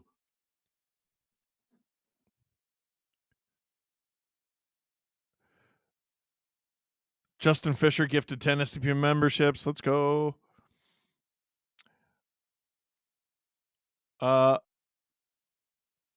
Yeah, to the Oilers, park the bus. Do they go into their shell? Oh, McDavid! Oh! Fogle can't get to that one.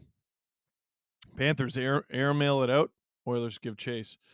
Kathy Klee, Panthers fans can now see that 15 wins are not enough. I take it that was sent before the goal. Brad DeCare, just remember, #Bobster. Present day 20XX, not going to lie, put up or shut up goal from Tkachuk. Absolutely. His first goal since game 1 against the Rangers. Oilers goals in game 4 and 5 +5. Wait. Oh, Oilers goals in games 4 and 5, 11. Leafs in round 1, 12. Not everything is about the Leafs, damn it. And Cassie, what do you call an Irishman who hangs out on the front porch? Patio furniture. Oh, that took me a second. That's, yeah.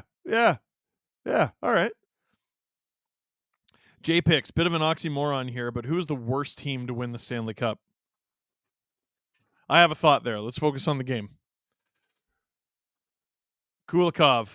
Down low to Tarasenko. Woo, looking for the deflection there. Doesn't quite get it. Panthers hold the zone. Put it on. Wide. Under 12 minutes to go in the second period. Oh, turnover. This is a 2-on-1 for the Oilers. Brown. Oh, he's picked off by Ekman-Larsson. Good play there from the vet. Here comes Tkachuk again, and he's got Sunrise sounding a little louder. Tkachuk, Ekman-Larsson. That was a good opportunity. Goes wide. Tkachuk picked off by Nurse. And the Oilers ringing around for the icing. The Panthers have the Oilers on their heels right now. 2-goal lead for the Oilers. Can they hold on to it? If the Panthers make this a 1-goal game before the third period, oh boy. Oh boy. Drew says final score prediction. 7-3 Panthers. No, I don't know. 11-13 to go in the second. Panthers with an O-zone draw here.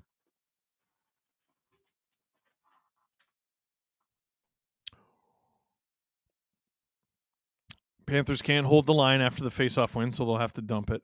The answer to who's the worst team to win the Stanley Cup, I'm just going to go the Cap era. Go look at the Carolina Hurricanes team that won it in 2006. Like, we were talking about, like, you need an elite defenseman or, like, elite defensive core.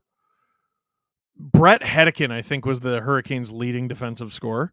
And Cam Ward, a rookie goaltender. Like, you'd be an idiot for picking those guys going into the playoffs. Like, okay, they got a bunch of rental players. They don't have an offensively gifted decor. They have Martin Gerber and being backed up by a rookie. They went down 2-0 at the beginning of the first round, and they won the cup. There are no bad cup-winning teams, but that one was low-key a shocker.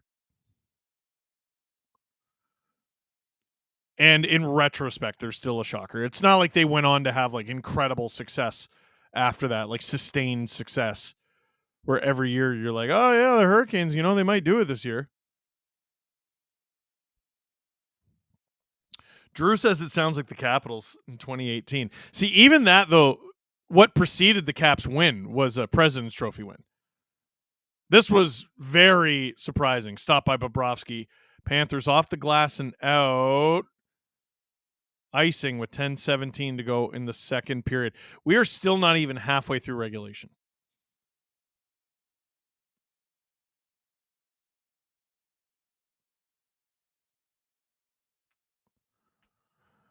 Cassie, what days are the strongest? I don't know.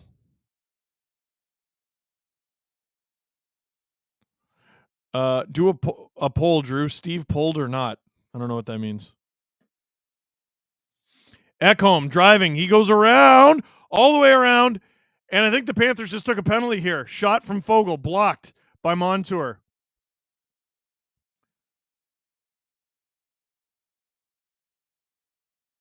Montour touches the puck. This is going to be a hooking call against Nico Mikkola, who is not happy. Yeah. Oh, it's Okposo. SL said, in the Cap era, worst had to be the 2018 Capitals or 2011 Bruins.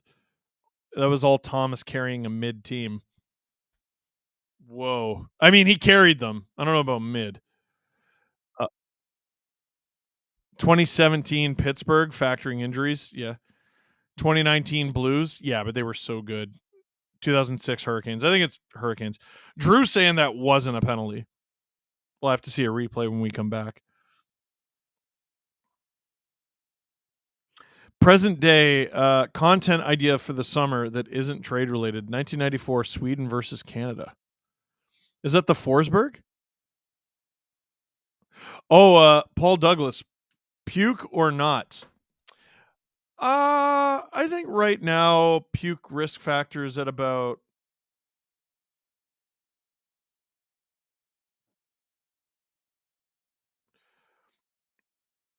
3. So it's up a little. I won't lie to you.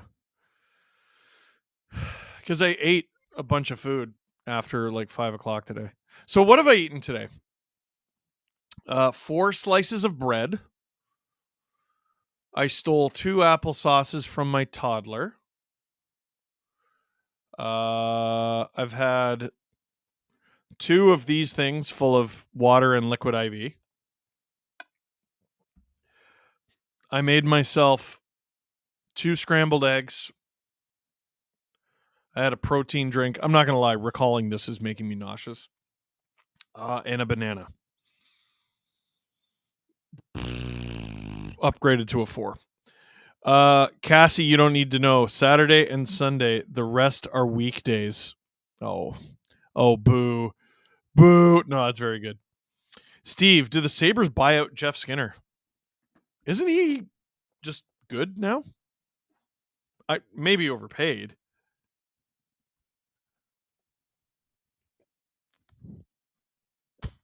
Draisaitl. Shot blocked by Forsling. Shot blocked by Reinhart. Bouchard. Oh, Skinner had 24 goals and 46 points in 74 games. Never mind. Draisaitl off the post. Bouchard doing a good job holding that blue line. A bit of an errant pass there from Draisaitl, so Bouch has to dump it. Hyman and McDavid. Oh, this could be a chance for Florida. Oh, Oilers pick it off. And it comes back for the Oilers. Hyman driving the net. Stopped by Bobrovsky. There was an open piece of net there, though.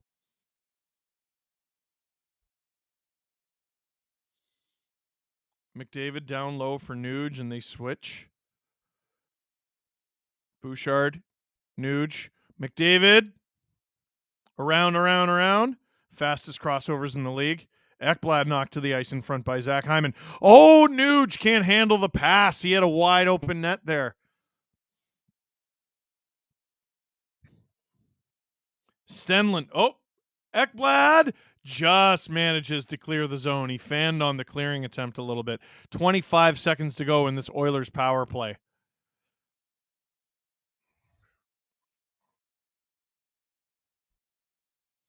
$15 seconds to go in this Oilers power play. McDavid, oh my God, goes through all the Panthers, passes in front, and Corey Perry scores! Connor McDavid! Holy moly, what a move. He went through the Panthers like a knife through butter. And with 8:06 to go in the second, the Oilers go back up 3 goals. Perry looked just as surprised as all of us. McDavid, ooh! Yeah, Drew, I think maybe Mikkola is going to get benched because, whoa. Every Panther converges on McDavid. Every Panther converges on McDavid. And Perry has just a tap in.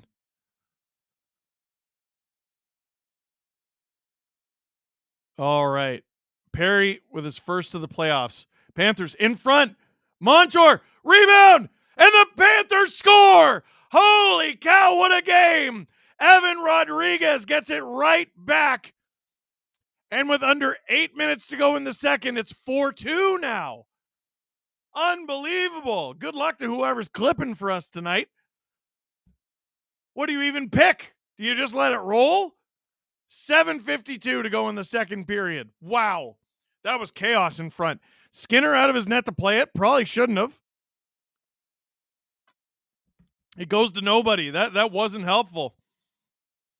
And that's a great was it an own goal? Let's see. So it hits Rodriguez in the glove, and then he hits it with a stick, and it is indeed an own goal off of Nick Nurse's glove. Did I say Nick Nurse? One of these days I'll get the nurses right. Mr. Plus Minus. Yes. 7th of the playoffs for Rodriguez.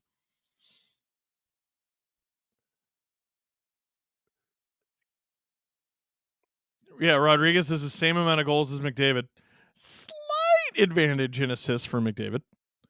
It's like now I got to catch up to the comments from 2 goals ago.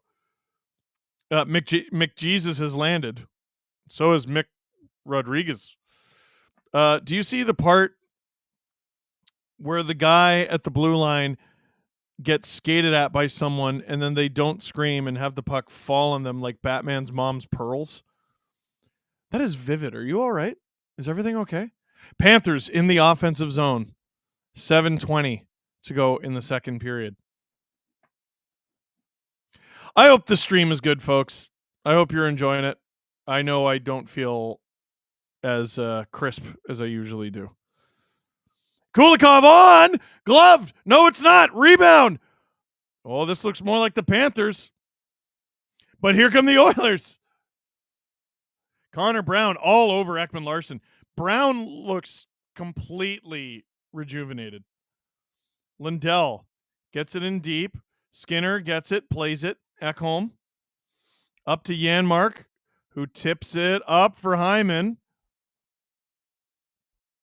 Oh, Hyman hit there by Kachuk. Forsling joins the rush for the Panthers. Swatted back the other way, and now the Oilers counterattack. McDavid in front. Bobrovsky with a save, and I think they're calling another penalty against the Panthers.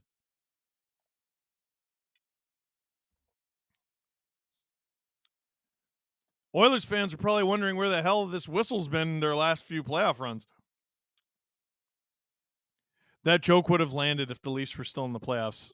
It probably would have, but I'm exhausted. Cassie with a 50-piece. The Jonas of generosity. Let's go, Cassie. What is the penalty?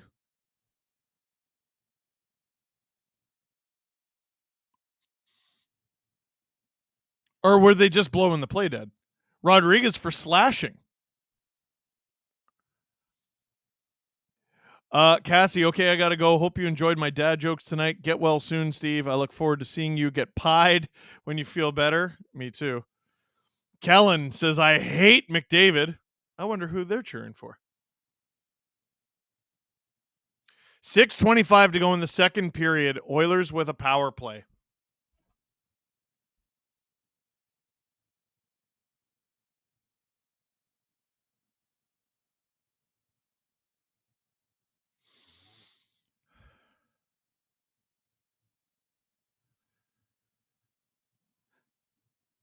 So Philip Hronik signed a contract extension with the Canucks today. And Michael Bublé is having a go at Frank Saravalli in the Instagram comments. That dude loves hockey, man. Loves it. McDavid in the corner. Hit by Kulikov. Hit by Mikkola.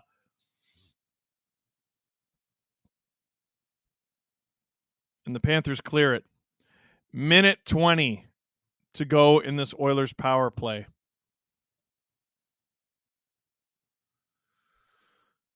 Can I be a typical broadcaster here? The next goal is going to be a big one. Oilers offside. Oh, it's an interference call coming up. I assume against the Oilers. Hyman set a pick on the zone entry. Hyman should have known from his time in Toronto that they call those.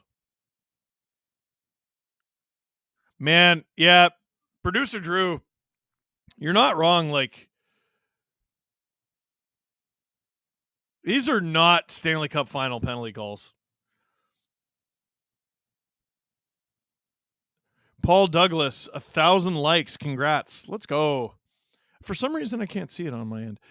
Present day 20X. What do you make of the McDavid to the Leafs meme? In your opinion, is that something that has any chance of happening in the world? I would set the chances at 6.7%. Bennett. We got a minute of 4-on-4 here. Bennett. Oh, my goodness. Sunning Fogle right there. Bennett. To Lindell. Shot. Stop by Skinner. 49 seconds to go of 4-on-4 action. 5:14 to go in the second period. That deserved to puke-o-meter is sitting at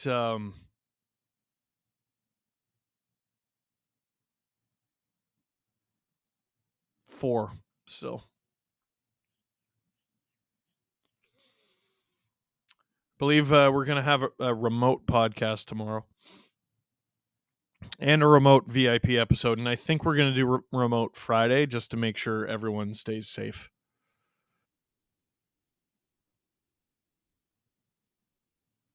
Yeah, producer Drew saying he didn't think there'd be 7 power plays in the game, let alone between 2 periods. It is not a typical Cup Final game. Game 5. And you know what's hilarious is in game 6 and 7, my assumption is murder will be legal. Kellen W., what's your thoughts on next season for the Leafs? Man, it's impossible to know what the hell next season looks like without having an answer on this Marner thing. It's completely impossible. I mean, they'll make the playoffs. I assume no matter what, they'll be a pretty good team. Goaltending's a bit of a question mark. And by a bit, I mean a lot of a question mark. They have one goalie. This is a cop-out, but ask me July 2nd. I'll have a better answer for you.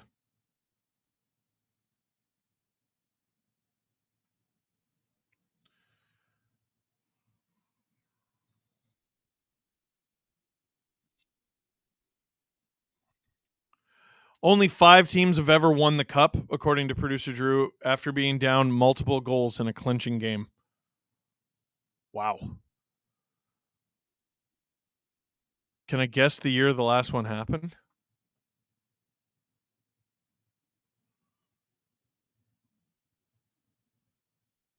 No, I can't.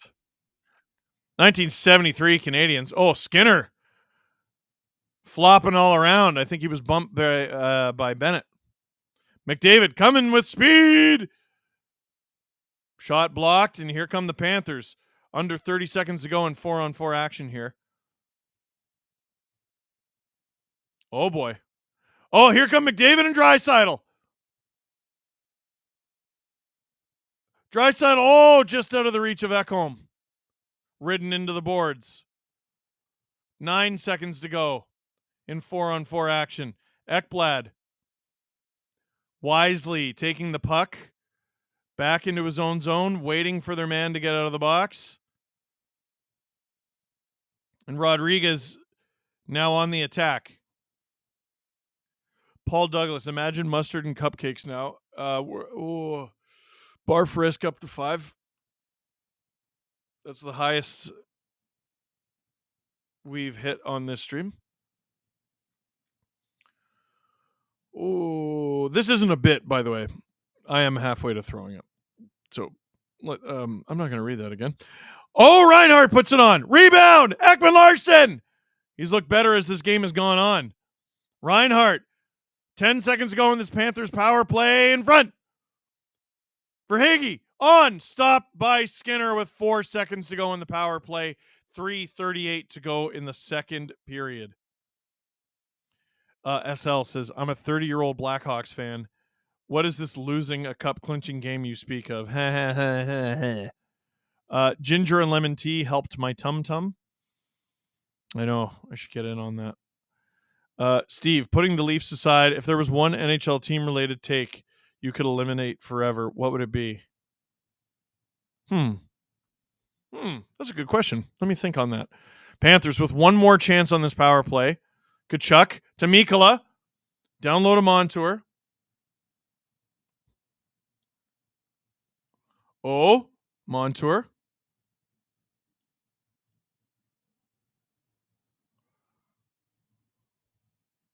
Kachuk. Up to Montour, puts it into the corner. Reinhart, followed by Broberg. Barkov, covered hard by Ryan. Oilers, good defense here.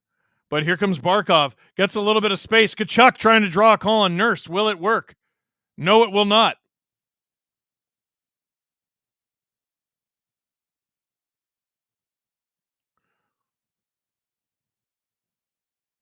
Brett Lawrence, warm eggs and mayo. Warm eggs and mayo with a hair in it. Ekblad. Kachuk still in that net front battle with Nurse. Oh, Kachuk! Wrap around! Stop by Skinner. Oh! One-timer in front. Skinner with the save. Forsling! On! Wide! Panthers with a real good chance here. Real good flurry. From Ekblad. Wide. Oh! Almost a rebound for Forsling. He couldn't get to it. Panthers, I thought, held the line there, but we get a whistle.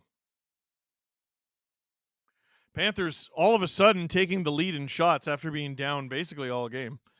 Landon, at what point does McDavid get a Conn Smythe in a loss? Whoa.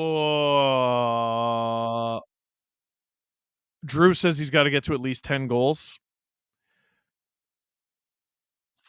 Yeah, there's something to that. There's something to that. I think if the Panthers win this series, like tonight or next game or game 7, McDavid's going to be on ballots. Steve, would you trade the core 4 for McDavid? I 100% would.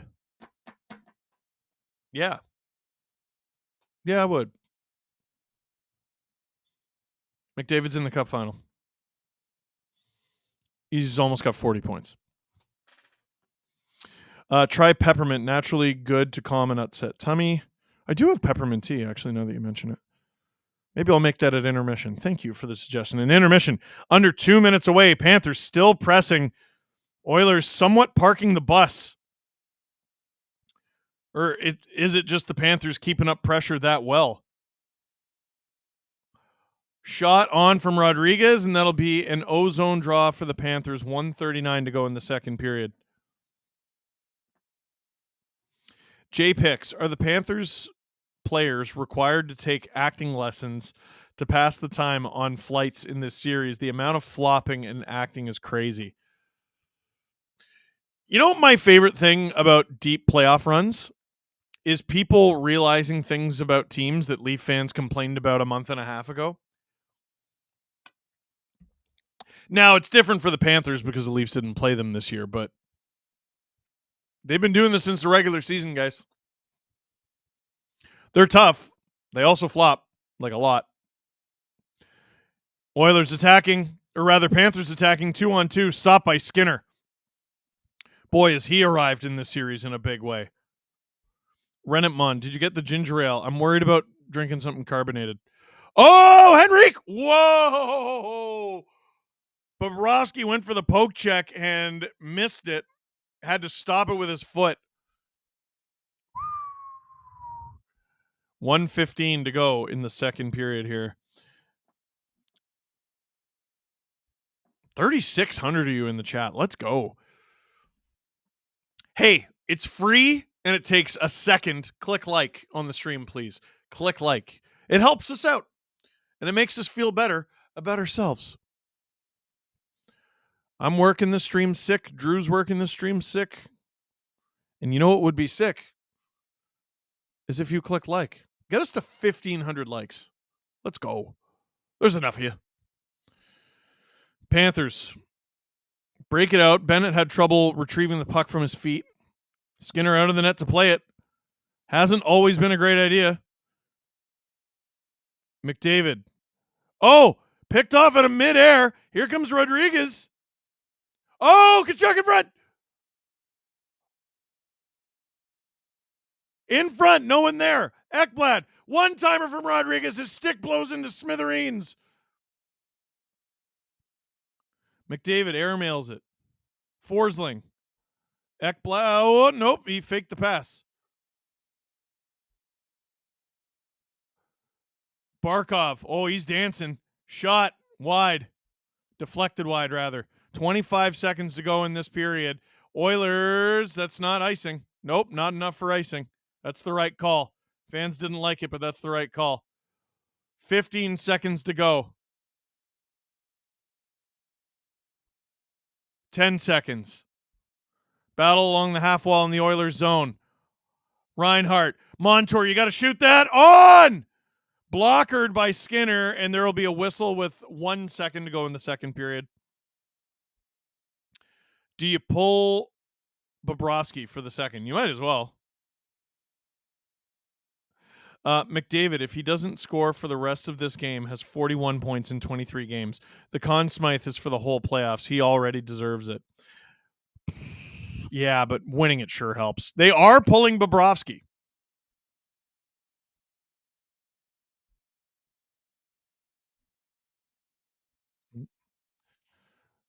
Yeah, it takes 2.5. Drew says they've done the math, and it takes 2.5 seconds to get all the way down the ice.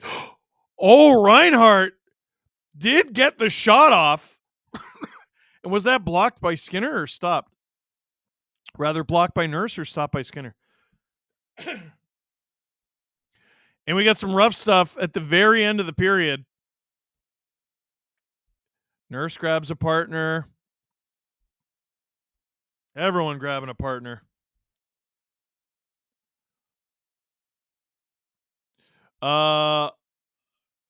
So it is 4-2 Oilers after 2. But I got to tell you, this game doesn't feel over at all. The Panthers owned the last few minutes of that second period. I think we're in for a wild night. Yeah, it definitely feels like the first overtime. And both Drew and I are sick. Borgui said, Sheldon Keefe, is this good for the Devils? You should go watch my video about the Devils hiring Keefe. Was that on my YouTube channel or this one? SDPN. I think it was on this one. My Sheldon Keefe video, was that on my channel or this one? Either way, type in Steve Dangle, Sheldon Keefe. I think Sheldon Keefe's a perfect match for the Devils. I do. Oh, it's on SDPN? Yeah, so it's on this YouTube channel. I think Keefe is a perfect match for the Devils. Ginger ale works well if you can make it go flat. That is true. Steve, make sure it's a flat ginger ale. It works the best, buddy. Hope you feel better. Everyone's encouraging this ginger ale action. If Florida loses back-to-back championships, I'll be sick.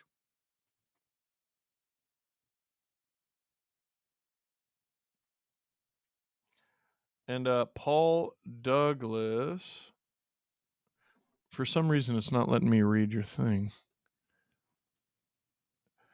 Imagining eating nachos from Adam's Gripper. Okay. Ugh. What part of I was up throwing up until 4 a.m. last night? Don't you understand? Oh. Yeah, Drew, let's go to break. Let's throw to a clip. Oh, that got me. Oh, so we talk about the refereeing in the series, so let's get to that. Listen, it is one game. I'm sure the Oilers wish they could take 4 of those goals and go, can we apply those to the next game? Wouldn't that be great? Yeah, it'd be great. Or the previous game. Yeah, or the previous game. They just start game 5 up 4-0. But a great win, and then they go back to Florida. So my question to you guys is, it's tomorrow night, this game. Mm-hmm. Steve, you'll be doing the stream. Yep. Are we thinking we can do this? Can Edmonton get really truly back in this series? Because listen, we've been effusive with our praise, and we should be. Yes. But if they only win one game, the way that people look at this is it will be, well, it's not as embarrassing as losing 4-0, but you still kind of got crushed. You got crushed. I think Florida's like a loss is a loss is a loss. You know, whether it's 3-2 and double OT or this. That flight from Edmonton to Florida is long. They've had this amount of time to be upset about it. But Knobloch was really able to dictate the series in game 4. If I'm not mistaken, every line was changed, or at least all of the top 3. They were able to stretch the ice. They, were really able to. He took advantage of every possible advantage he could. That's not going to be necessarily available to him in game 5. So that was, how there's the game, the whoever game, the Rodriguez game that the Panthers already got. That was the Knobloch game for me, honestly. I thought he did an incredible job and just picked them apart. We need a Maurice game here.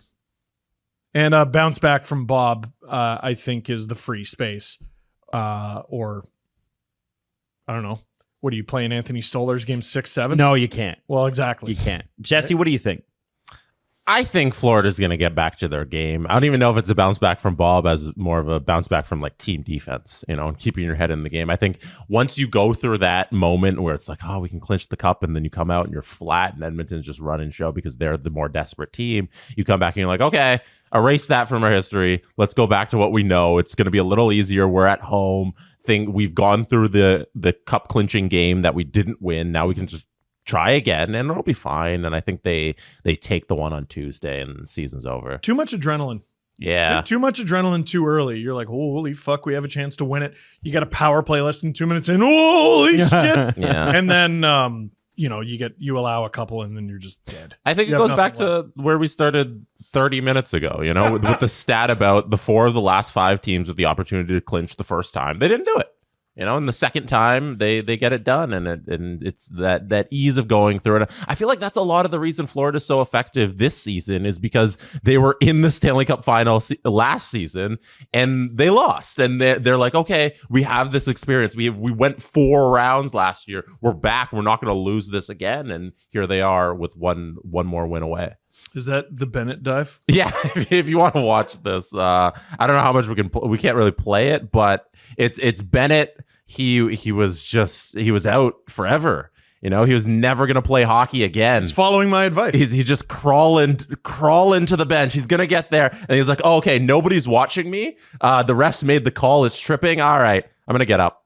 I'm going to go. I'm going to skate over the bench. And he skates perfectly fine. He starts speed racing over the bench. And then by the end, he's just standing up straight skating. You know what's nuts about this is that the refs don't Good for him. They don't get upset about that.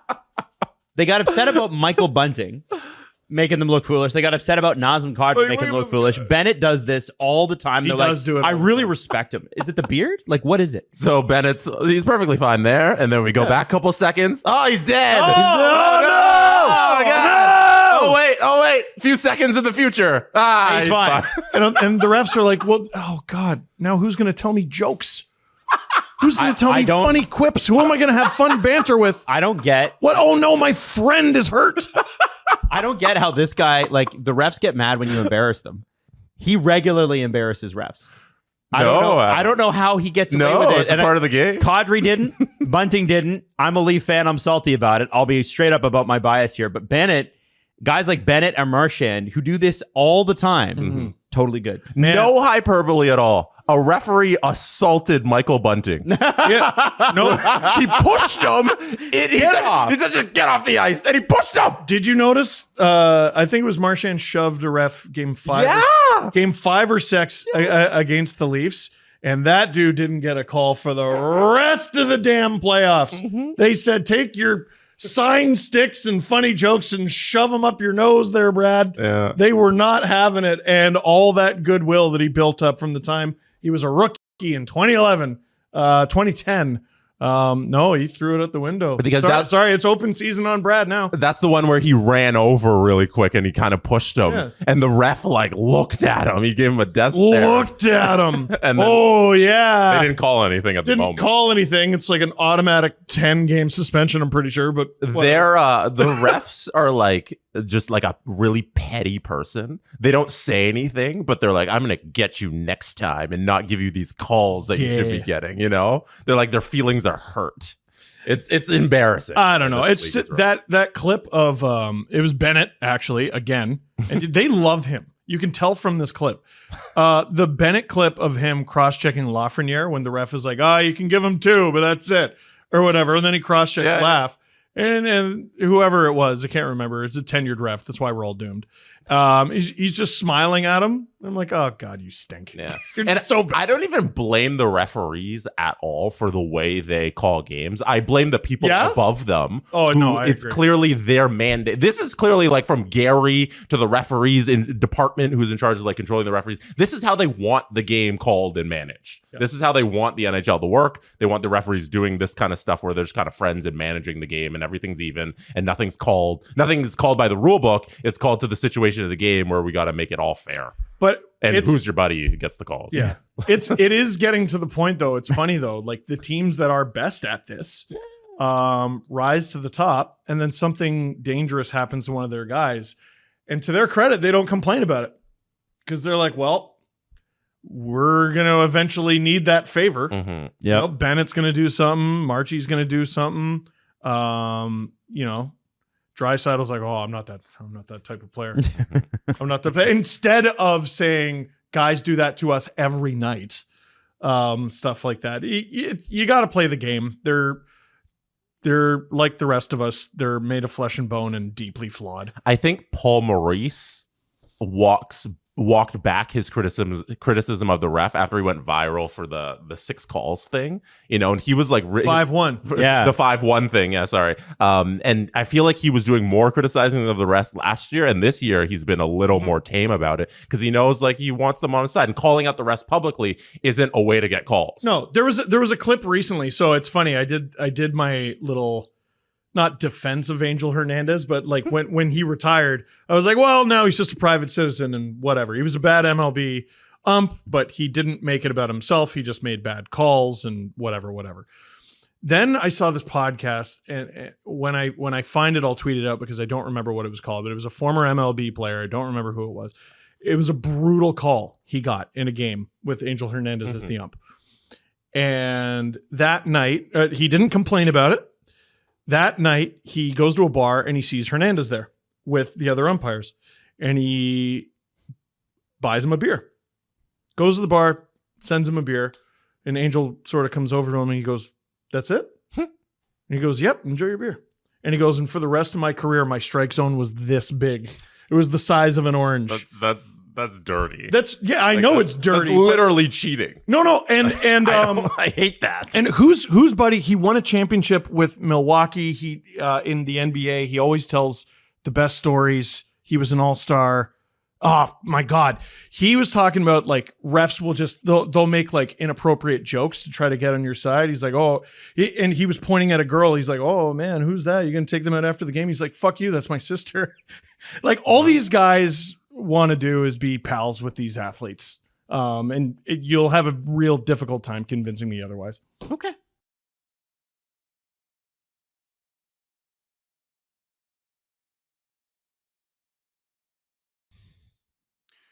Hey everybody, Steve Dangle here.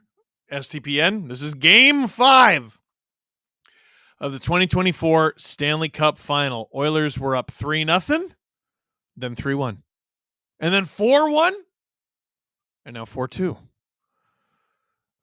We have at least one more period of hockey left to play tonight. Will the Panthers come back and hoist the Stanley Cup? Or will the Oilers do what they meant to do and drag the Florida Panthers back to Alberta? Yeah, I saw this during the break. Producer Drew saying Connor McDavid is now the betting odds favorite for the Conn Smythe Trophy. Is it weird that, like, I don't hate that? Like, the more I've thought about it, the betting odds favorite, like, the Conn Smythe favorite for the Panthers, like, they haven't had one guy just dominate. Like, Bob before. Yeah, Barkov's dominated his ice time. But, like, that's a line thing, too. Like, Verhaeghe and Reinhart, who have been his line mates for the majority of the playoffs, don't get any credit for, like, the things Barkov has done. And they were on the ice for it. McDavid's got 40 friggin' points. Like, when was the last time a player reached 40 points? McDavid probably wasn't born. It was the 80s, exactly. Like, he's putting up 80s numbers in the 2020s.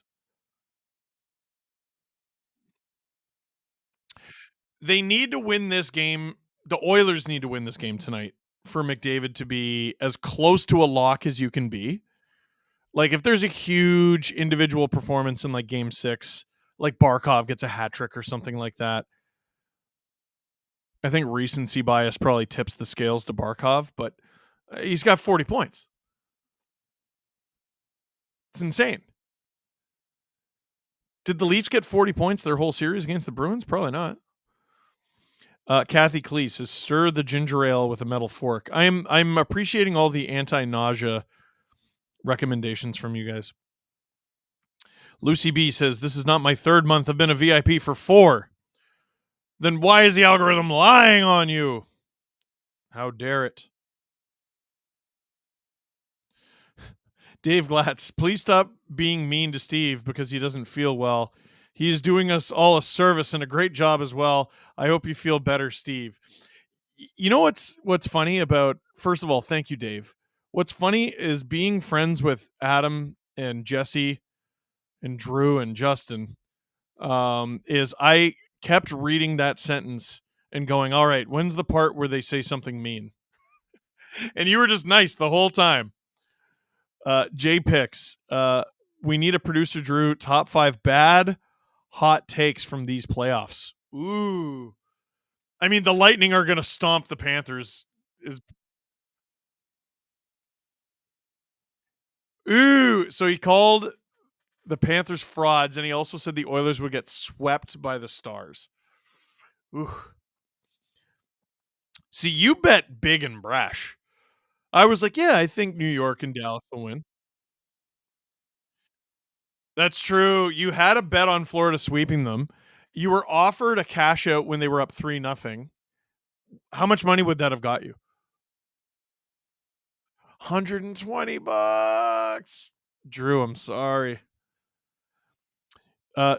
From Doug, Steve, if it was your choice, oh wait, did I miss one? No, I didn't.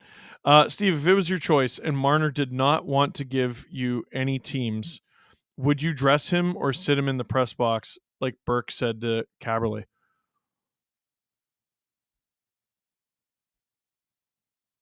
I sit him. And I let his agent cry and whine about it.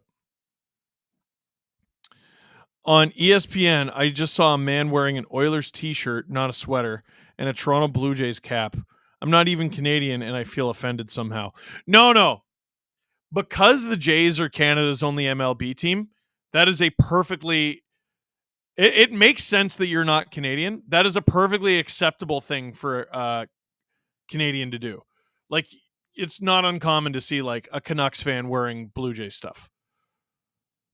when it comes to the Raptors and it comes to the Jays, they're the only team we got, right?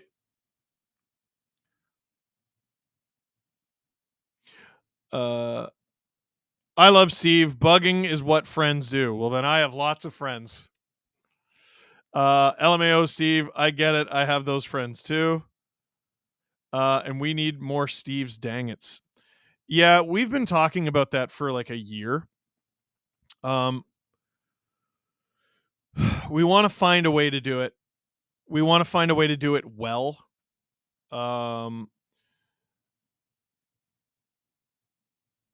I made the somewhat foolish decision of choosing to write a book in my first full-time season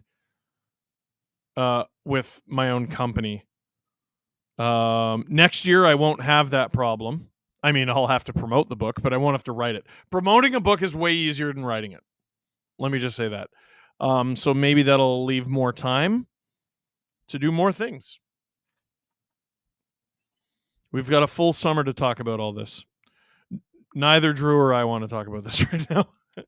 The Leafs have 35 points in 135 man games played.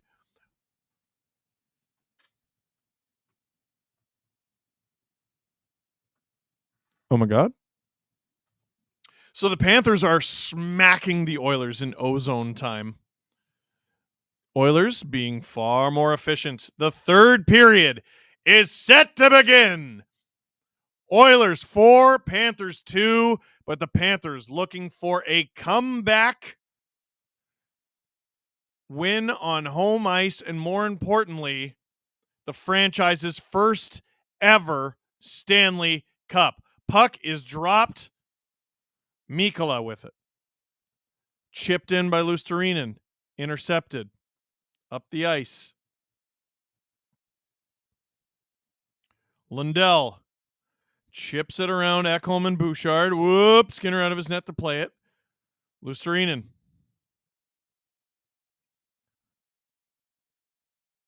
Oilers chasing the puck out. McDavid.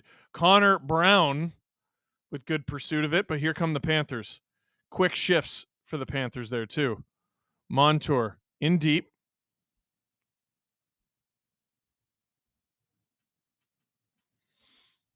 Here comes Nurse with speed. Chipped wide of the Panthers' net. Puck all the way back to the point. Forsling with it behind the net.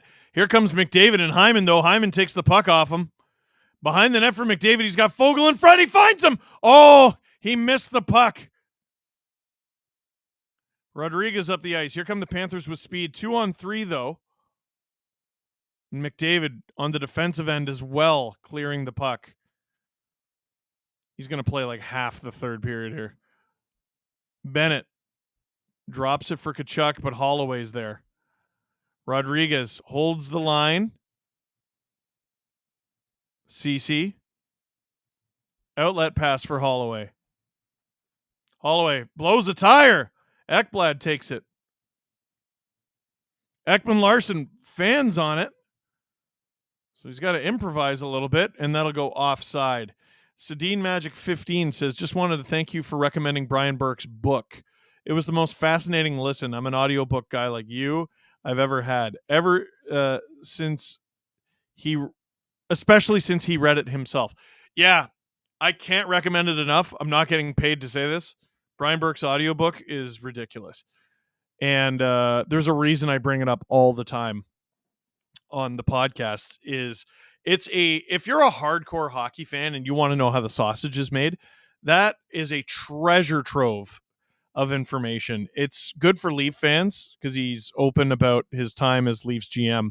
If you're a Canucks fan, though, holy crap, the stuff he says about the Canucks and his time there and the whole Pavel Bure saga. Getting Pavel Bure and then losing Pavel Bure, and it's all incredible. Barkov gains the line, drops it for Verhaeghe, shot gloved by Skinner. 17:43 left in the third period.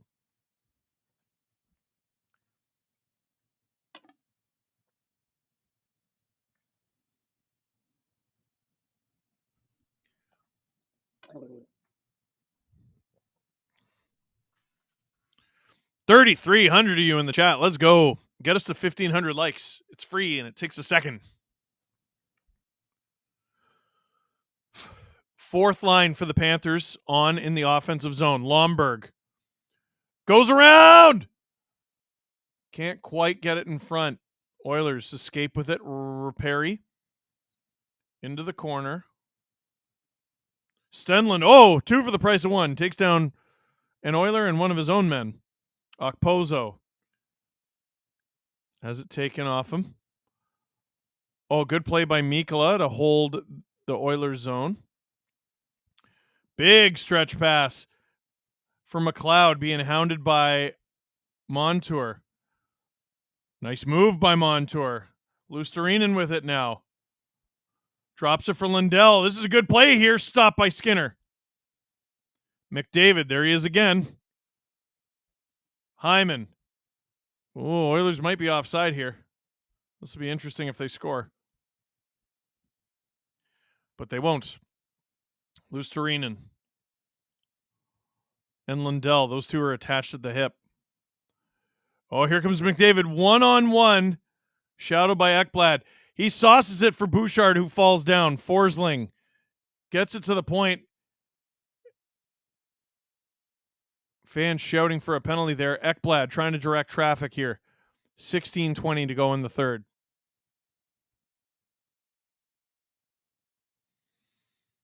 Bennett driving behind the net. Rodriguez. Ekman Larson wide of the net.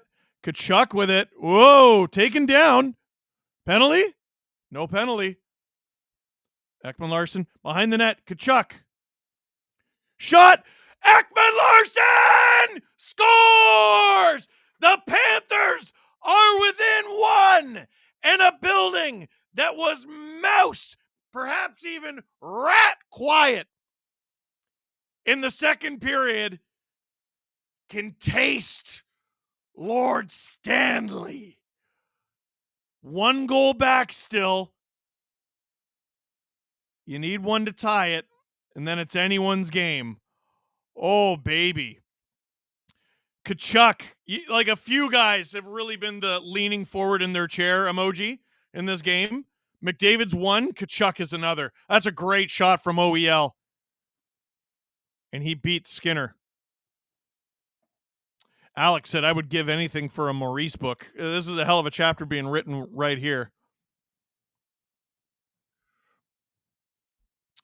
Craig G, who's the best wrestler of all time? Is now the time? In terms of personality, you got to go Stone Cold. But like in terms of performer, I love the high flyers. Eddie Guerrero's up there. Angle's up there. Mysterio, Ricochet. Offside on the Panthers. 15-32. Shawn Michaels.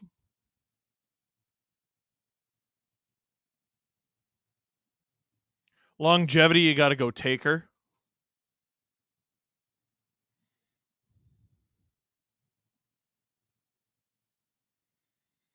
Oh, baby, baby, baby.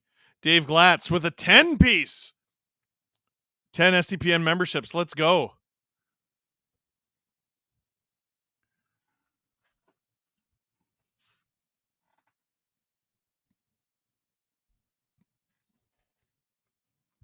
Sorry if you've heard any burps into the microphone tonight. I was talking about Kachuk. I mean, he makes a lot of dough, and he's a huge part of this team, and he has not had a good series up to this point. Even though they were up 3-1 heading into this game. Icing against the Panthers. But he's answered the bell big time. 30, almost 600 of you in the chat. Hi, everyone. Steve Dangle here on the SDPN YouTube channel. We got a 1-goal game in the third period with still 15-16 to go in the third period. Wicked Brew, for what it's worth, from an American Deep South first hockey memory was watching the 88 Oilers sweep Boston. Long-suffering Canadian fan. I stand Patrick Waugh always. I stand Patrick Waugh in international competition, and that was it. Fourth line out there for the Panthers. They're in their defensive end. And the Oilers' top line is out there. How did this happen there, Paul? Ekman Larson. Oh, are the Panthers going to get out? They are. Okposo being hounded by McDavid. That is not a fun skating matchup. Paul Douglas saying Edge and also Bret Hart. Two good picks.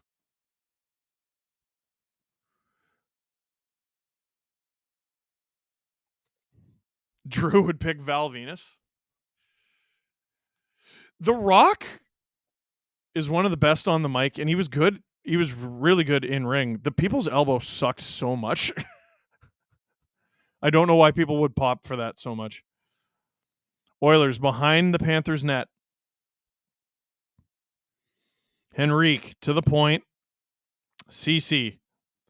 On. It goes wide. Whoa. Almost a rebound there. Kachuk. Whoa. Reverse hit into Kulak. And Kulak takes him down.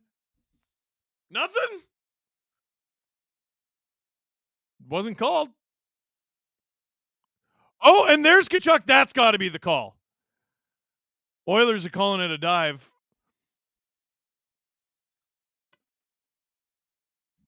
They called the dive.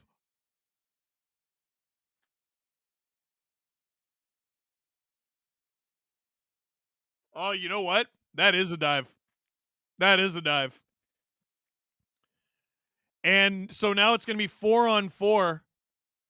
And the trade is Dylan Holloway for Matthew Tkachuk. That is not a good trade for the Florida Panthers, and it's the right call. That they missed one though. Like Kulak tackled him.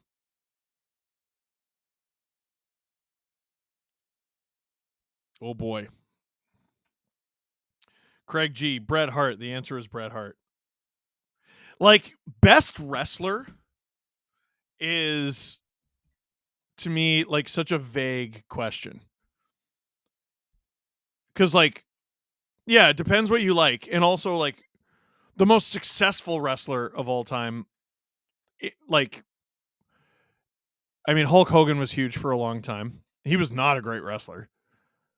When he was younger, actually, the footage of him from Japan is insane. You can't believe it's the same person. But, like, Stone Cold Steve Austin wasn't the greatest wrestler. He was a good ring general and an infectious personality.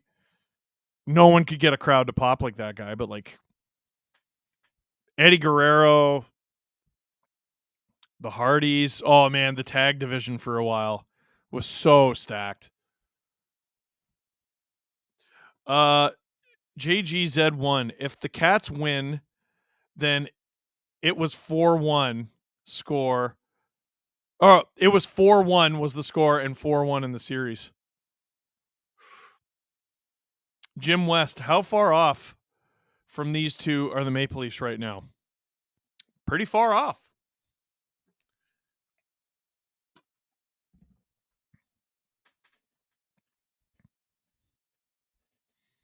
Holloway and Tkachuk to the box. Typically, I would say 4-on-4 hockey benefits the team that's losing. Unfortunately for the Panthers, we are talking about the Edmonton Oilers. Oilers with, who is it? Kulak, Ceci, Draisaitl, Nuge. We got Montour, Barkov, Reinhart. I didn't see the other defenseman for the Panthers. Here comes Kulak. Oh! Bobrovsky with the save on Nuge. Huge moment in this game. Mikkola gaining the zone. There's your answer. Stopped by Skinner. Mikkola battling with Ceci. Fans going absolutely bananas in the corner. In front for Reinhart. Or from Reinhart to Barkov. Barkov. Behind the net for Reinhart. To the point. Mikkola. 1:20 to go in this 4-on-4 action. Panthers controlling it so far. Justin Fisher saying, my goat, grandpa murder, Minoru Suzuki. It's a good answer. Shot from Verhaeghe, stopped by Skinner. Hyman, stapled by Forsling. Lundell to the point, but no one was there. Under a minute to go in 4-on-4 action here. Reminder, after this 4-on-4, it'll be Tkachuk and Holloway out of the box. Hyman and McDavid. Ekholm in deep for McDavid, shadowed by Ekblad, turns it over. Lundell.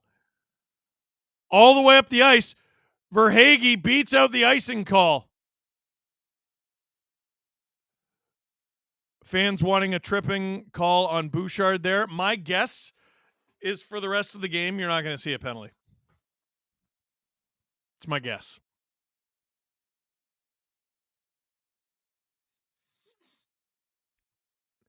Blowing a 4-1 lead in the Stanley Cup Final is not something the Oilers are going to live down ever if that happens. Both teams are being faced with something they're never going to live down. Now, I'm going to go back in time to 2012. It looked like the LA Kings were going to sweep the Devils in a snore fest. The Devils won Game 5. No, they won Game 4 and Game 5. They forced a Game 6. And then in Game 6, the Kings killed them. I think it was 6-1. Now, granted, the Devils took a 5-minute major early in that game, but you never know. Heather D, Degeneration X will be my all-time favorite. Yeah. It was so great being the age I was for the Attitude Era. I was not old enough to be watching that content. 11:30 to go in the third period. Tkachuk out there. Gets it to Ekman-Larsson. They've been quite the duo. Whoa! Ekman-Larsson just went up and over Holloway. I'm not going to lie. I think that was all on Ekman-Larsson. He gets up and he looks all right. Ekman-Larsson laughing.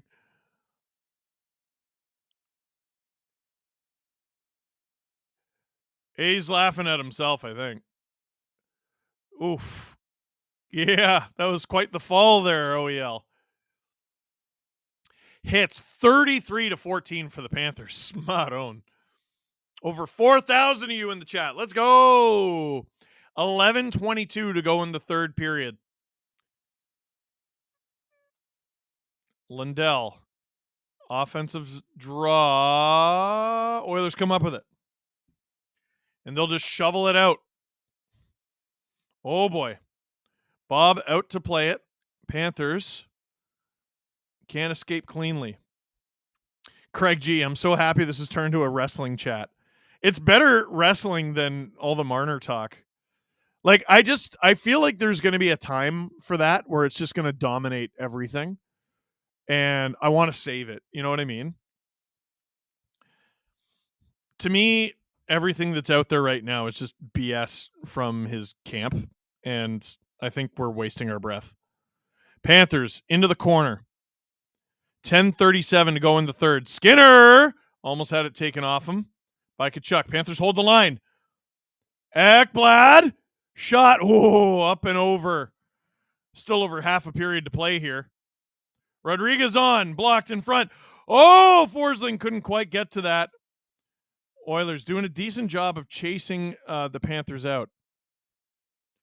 Nathan Bula, he said, let's get to 2,000 likes. I agree. Panthers fans going nuts.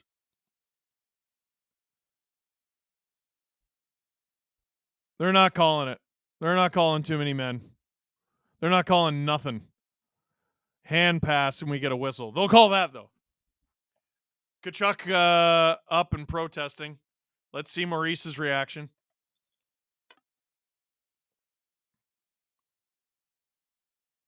Oh, boy.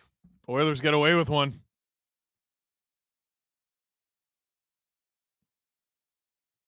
Matthew, buddy, you were just called for diving. I don't think you're going to win this argument. How often do players get called for diving in the Stanley Cup Final?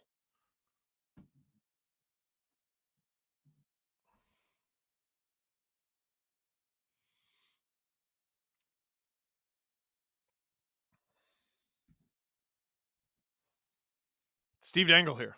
STPN YouTube channel. Game 5 of the Stanley Cup Final. The Oilers once held 3-0 and 4-1 leads. It is now 4-3 off goals from Evan Rodriguez and Oliver Ekman-Larsson. Half a period to go. Josh Storch, what's up from Tampa? Hi. Who you cheering for in the series? I bet it's the Panthers. Now, that sounded stupid, right? You would never expect a Lightning fan to cheer for the Panthers, right? Okay, so Oilers are Canada's team.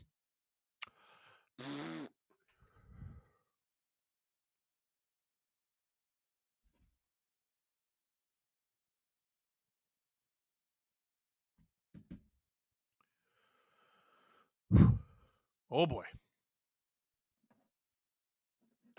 Wow, we're at 1,700 likes. Let's go. Let's get it to 2K. I think we can do it. 4,200 of you in the chat.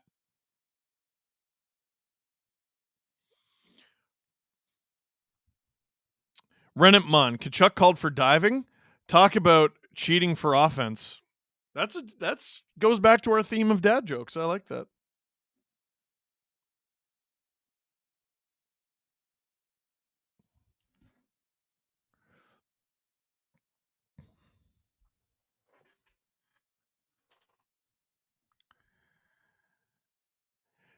Adam Wild in the group chat saying, man, wouldn't be bad if the Oilers won this one because we're getting great numbers. These are our best. This is, I think, our best numbers for a non-Leaf stream these playoffs. You're not the one who's got to do the streams, Adam. No, I think if I don't have to do a stream with a stomach flu, I'll feel better about it. Bob way out of his net to play at 9:15 to go in the third period.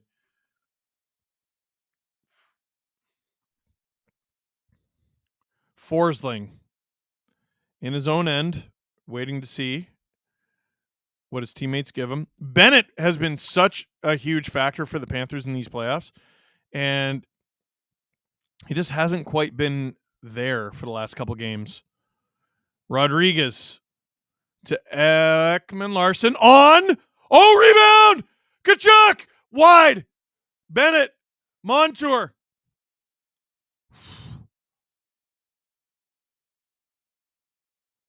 I have no words. The wrestling talk makes me happy. Makes me happy too. Brown. The lone Oiler attacking. Stripped. Here comes Rodriguez. 8:20 to go in the third. Pass across. Poorly executed. Here come the Oilers. Turning it back up the other way. Oh, Panthers. This could be a costly turnover in their own end.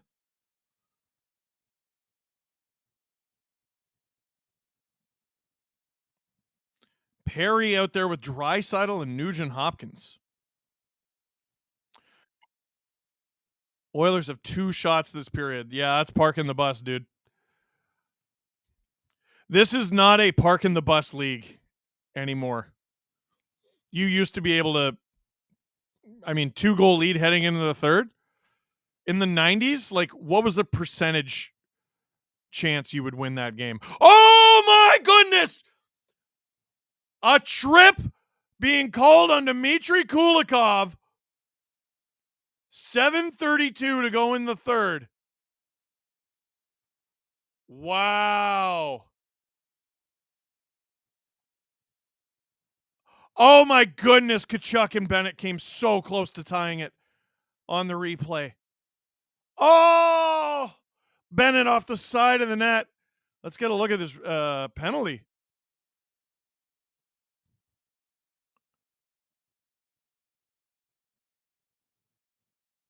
Yeah. Drew's calling that a flop. Might be. Carol Rayome, happy Father's Day, Steve. Thank you. Lucerinen attacking shorthanded. Tries to get around Bouchard. Does not work. This is real interesting for the Panthers. Do you try to kill the clock here? Just get through the penalty? Or you cheat for offense? We got a poll in the chat. Well, absolutely a dive versus not a dive. Wow. The poll. Wait, is this for the Tkachuk one? I was about to say, how do we already have 1,000 votes?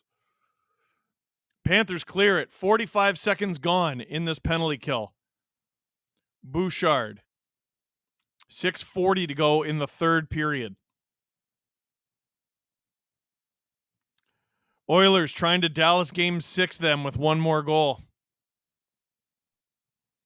We'll see. Bouchard. Over to Nuge. Oh, Hyman. Boosh. Nuge. Hyman. Nuge. Shot wide. I think Bobrovsky got a piece of that. Barkov with 40 seconds to go in this penalty kill. Panthers are attacking with 3. He shovels it deep. That was the right call. Ekblad being double teamed there. Lindell in support, trying to take the puck off Bouchard. He does, but Nugent Hopkins is there. Good kill of the time there. 20 seconds to go in this Oilers power play. 15 seconds.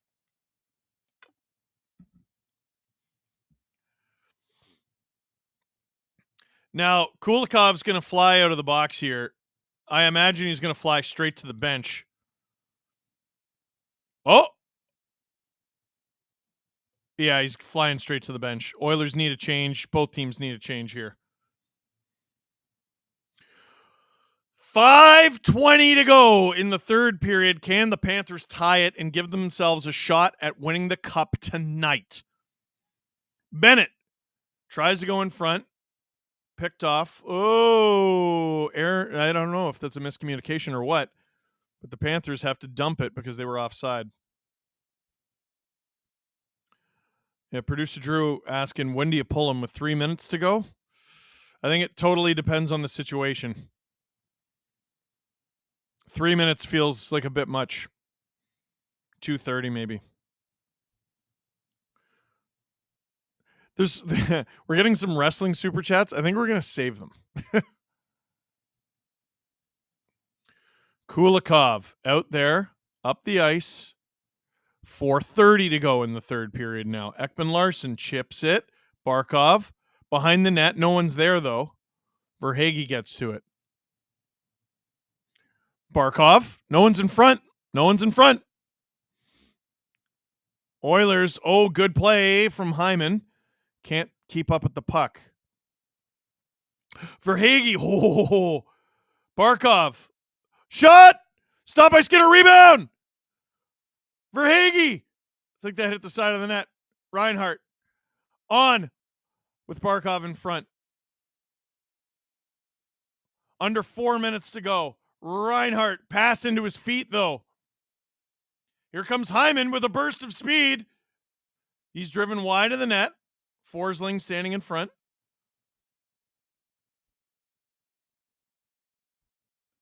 Bouchard. Reinhart. Oh, boy. Felt like you could have made a play there, bud. Up the ice. Lindell in deep. Ekholm chasing after it.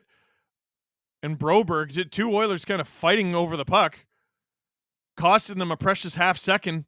Weren't able to leave the zone. They do now, though. 3:10 to go in the third period. Tarasenko in his own end.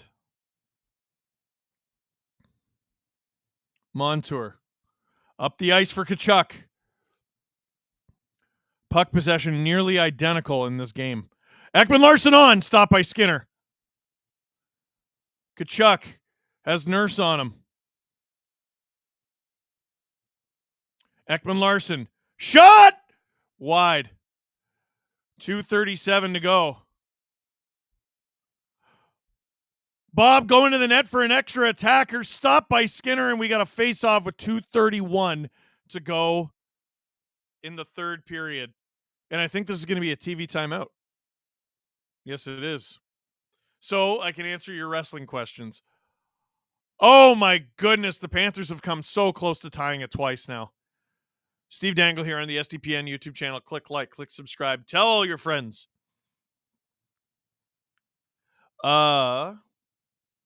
Tim Roby Show. Wrestling at its finest was Taker versus Michaels at WrestleMania, the two greatest to ever do it. Austin is third, as amazing as he was, and that's the bottom line. Buko Biscuit, Lightning fan as well. Our local sports radio. It was a huge conversation as to an issue with the Lightning fans rooting for the Panthers, our rival. I just remember 2007, people being like, yeah, the Sens are Canada's team. And every Leaf fan went, are you sure? Paul Douglas, most influential wrestler ever is Vince McMahon. Vince McMahon is not a wrestler. He was a silly goose. And potentially a criminal. And that's why he is no longer there. Hey, we're over 5,000 people in the chat. Hey, everyone. Steve Dangle here. SDPN YouTube channel. Click like, click subscribe. Tell all your friends. We have just over 2.5 minutes to go. In the third period, the Panthers need one to tie it. Let's get to 2,000 likes, by the way. It takes a second, and it's free. Click, click, click, click, click, click, click, click, click. While I got you, and we're still in a timeout, I have a book coming out October 15th, Hockey Rants and Raves. If you want to buy it, do it. No, I'm kidding. Pre-order it. Link in the description.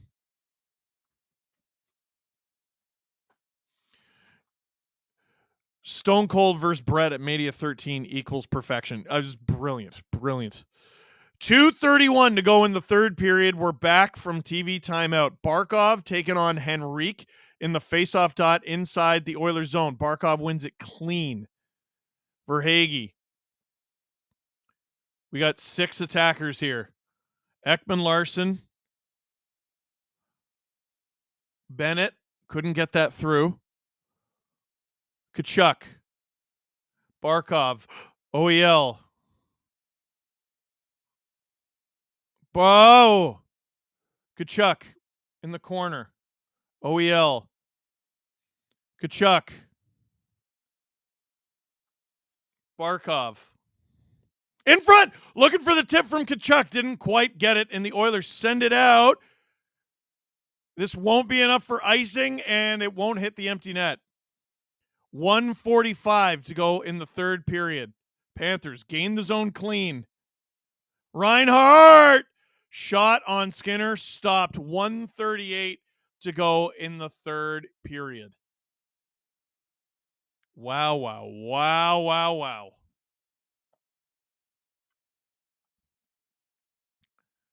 Oh, that might have been offside there. Paul Maurice should probably use his timeout here, eh? I think he's about to. Yeah. He's trying to get the ref's attention.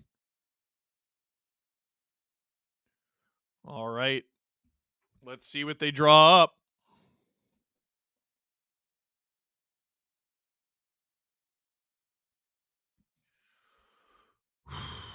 Hell of a flu game, eh?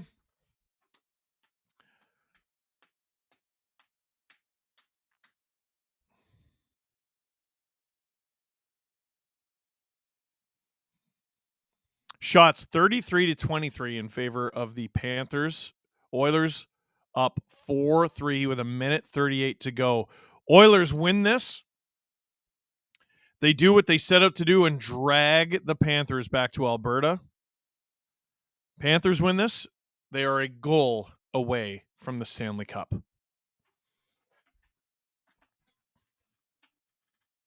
The Stanley Cup. The Stanley Cup. I don't think we're putting enough emphasis on the Panthers come back in this game. They're a goal away from the Stanley Cup, and they win the draw. Oh, shot. Stopped by Skinner. He's been so good. Panthers lose the zone. They'll ring it around hard. Ekholm can't clear it. Oilers do now. They airmail it out. Here's a big race for the puck. Oh, off the post. Oh my goodness, unbelievable. Bennett to Reinhart, who rings it around. How didn't that go in? Ekholm, that puck goes out of play with exactly a minute to go in the third period. Oh, baby. Oh, baby. Janmark in a race with Verhaeghe, and the puck, goes off the bar. Wow.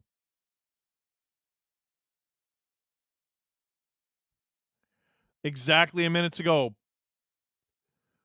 Barkov in the faceoff dot, and they're going to kick Henrique out of the faceoff here. McDavid replaces him. Could be worse. Captain versus captain. And Barkov comes up with it. Reinhart was shadowed real hard there, so he has to shovel it around the net. Ekman-Larsson holds the line. Surprised not to see Montour in that position. Would have been nice to have a righty there. Puck goes into the Oilers bench, and we'll get a face-off inside the Oilers zone. 44.3 seconds to go. Bill Zito with those huge eyes. 44.3 seconds to go here. Can the Panthers tie it and force overtime? Or would the Oilers drag the Panthers back to Alberta? Oilers airmail it out of the zone. Bennett rings it around. The Oilers doing a great job of making the Panthers take the longest path possible for basically everything. Under 30 seconds to go here. Oilers airmail it. Oh, is this going to be an empty netter? I think it might be. Oh, Tkachuk makes it there in time. And then McDavid scores anyway. Unbelievable. The effort it took just to delay the inevitable by 2 seconds. Connor McDavid and his historic playoff continue. The Oilers ice this one. Oh my goodness, what a play. The Oilers ice this one, and they will drag this series back to Alberta for Game 6.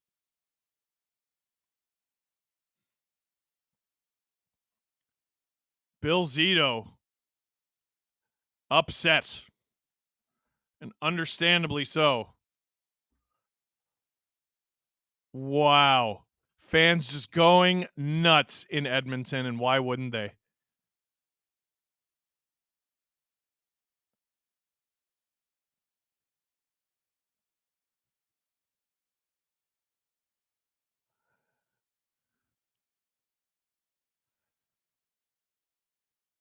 .7 seconds ago. That's McDavid's 8th of the playoffs. How many points is he up to now? 42? 43? 42. Yep, there's your Conn Smythe front runner. Win or lose. Sorry, everyone who bought very expensive tickets for this game in Sunrise. The Oilers live to fight another day.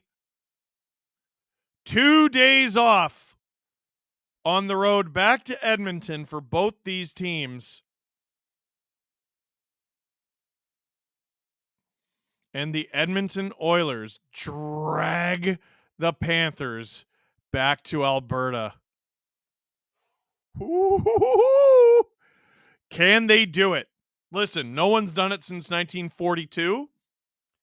If there was any team I would believe it of, it's these guys. These Edmonton Oilers, led by Connor McDavid. Oilers still haven't even headed down the tunnel. They're still celebrating on the ice. It all starts with a big shorthanded goal from Connor Brown. A couple times the Oilers bent. They did not break.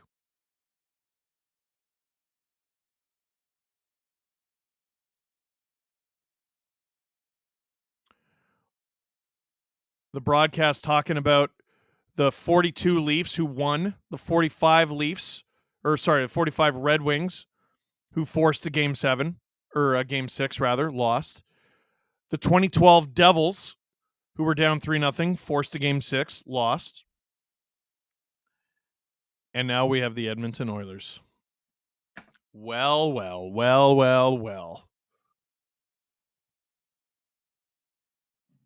The Edmonton Oilers force game 6. What day is today? Tuesday?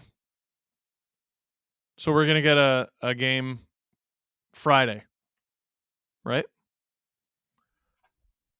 I have half a brain. Friday and then Monday. Yeah, I got half a brain cell left.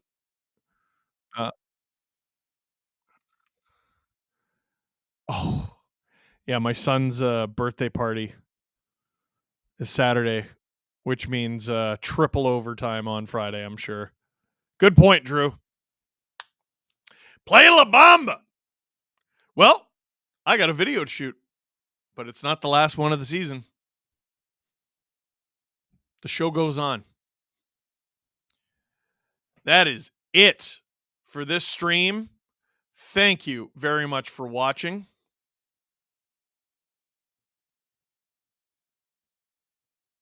Wait. Oh, yeah. Present day. I did promise you an answer. So I will answer it. But what was your initial question? I'm trying to find it. I got to scroll back too far. Hey, Steve, got an answer yet? A non-Leafs take to a race. Oh!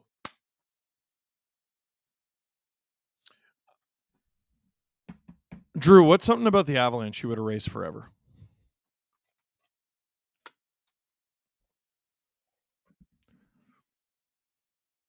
Oh, the Statue of Liberty save. That's such a bad one. Didn't I do that on Dangits one year? He screwed the Avs. He screwed them with that one. I think Avs fans can forgive him, but and the Bertuzzi punch. Yeah, let's erase that from hockey history. I think that'd be great. Listen, I got a cup check video to shoot, so that is it for this one. Thank you very much for watching. Click like if you like this video. Click subscribe if you really liked it. Tell all your friends the Oilers drag the Panthers back to Alberta.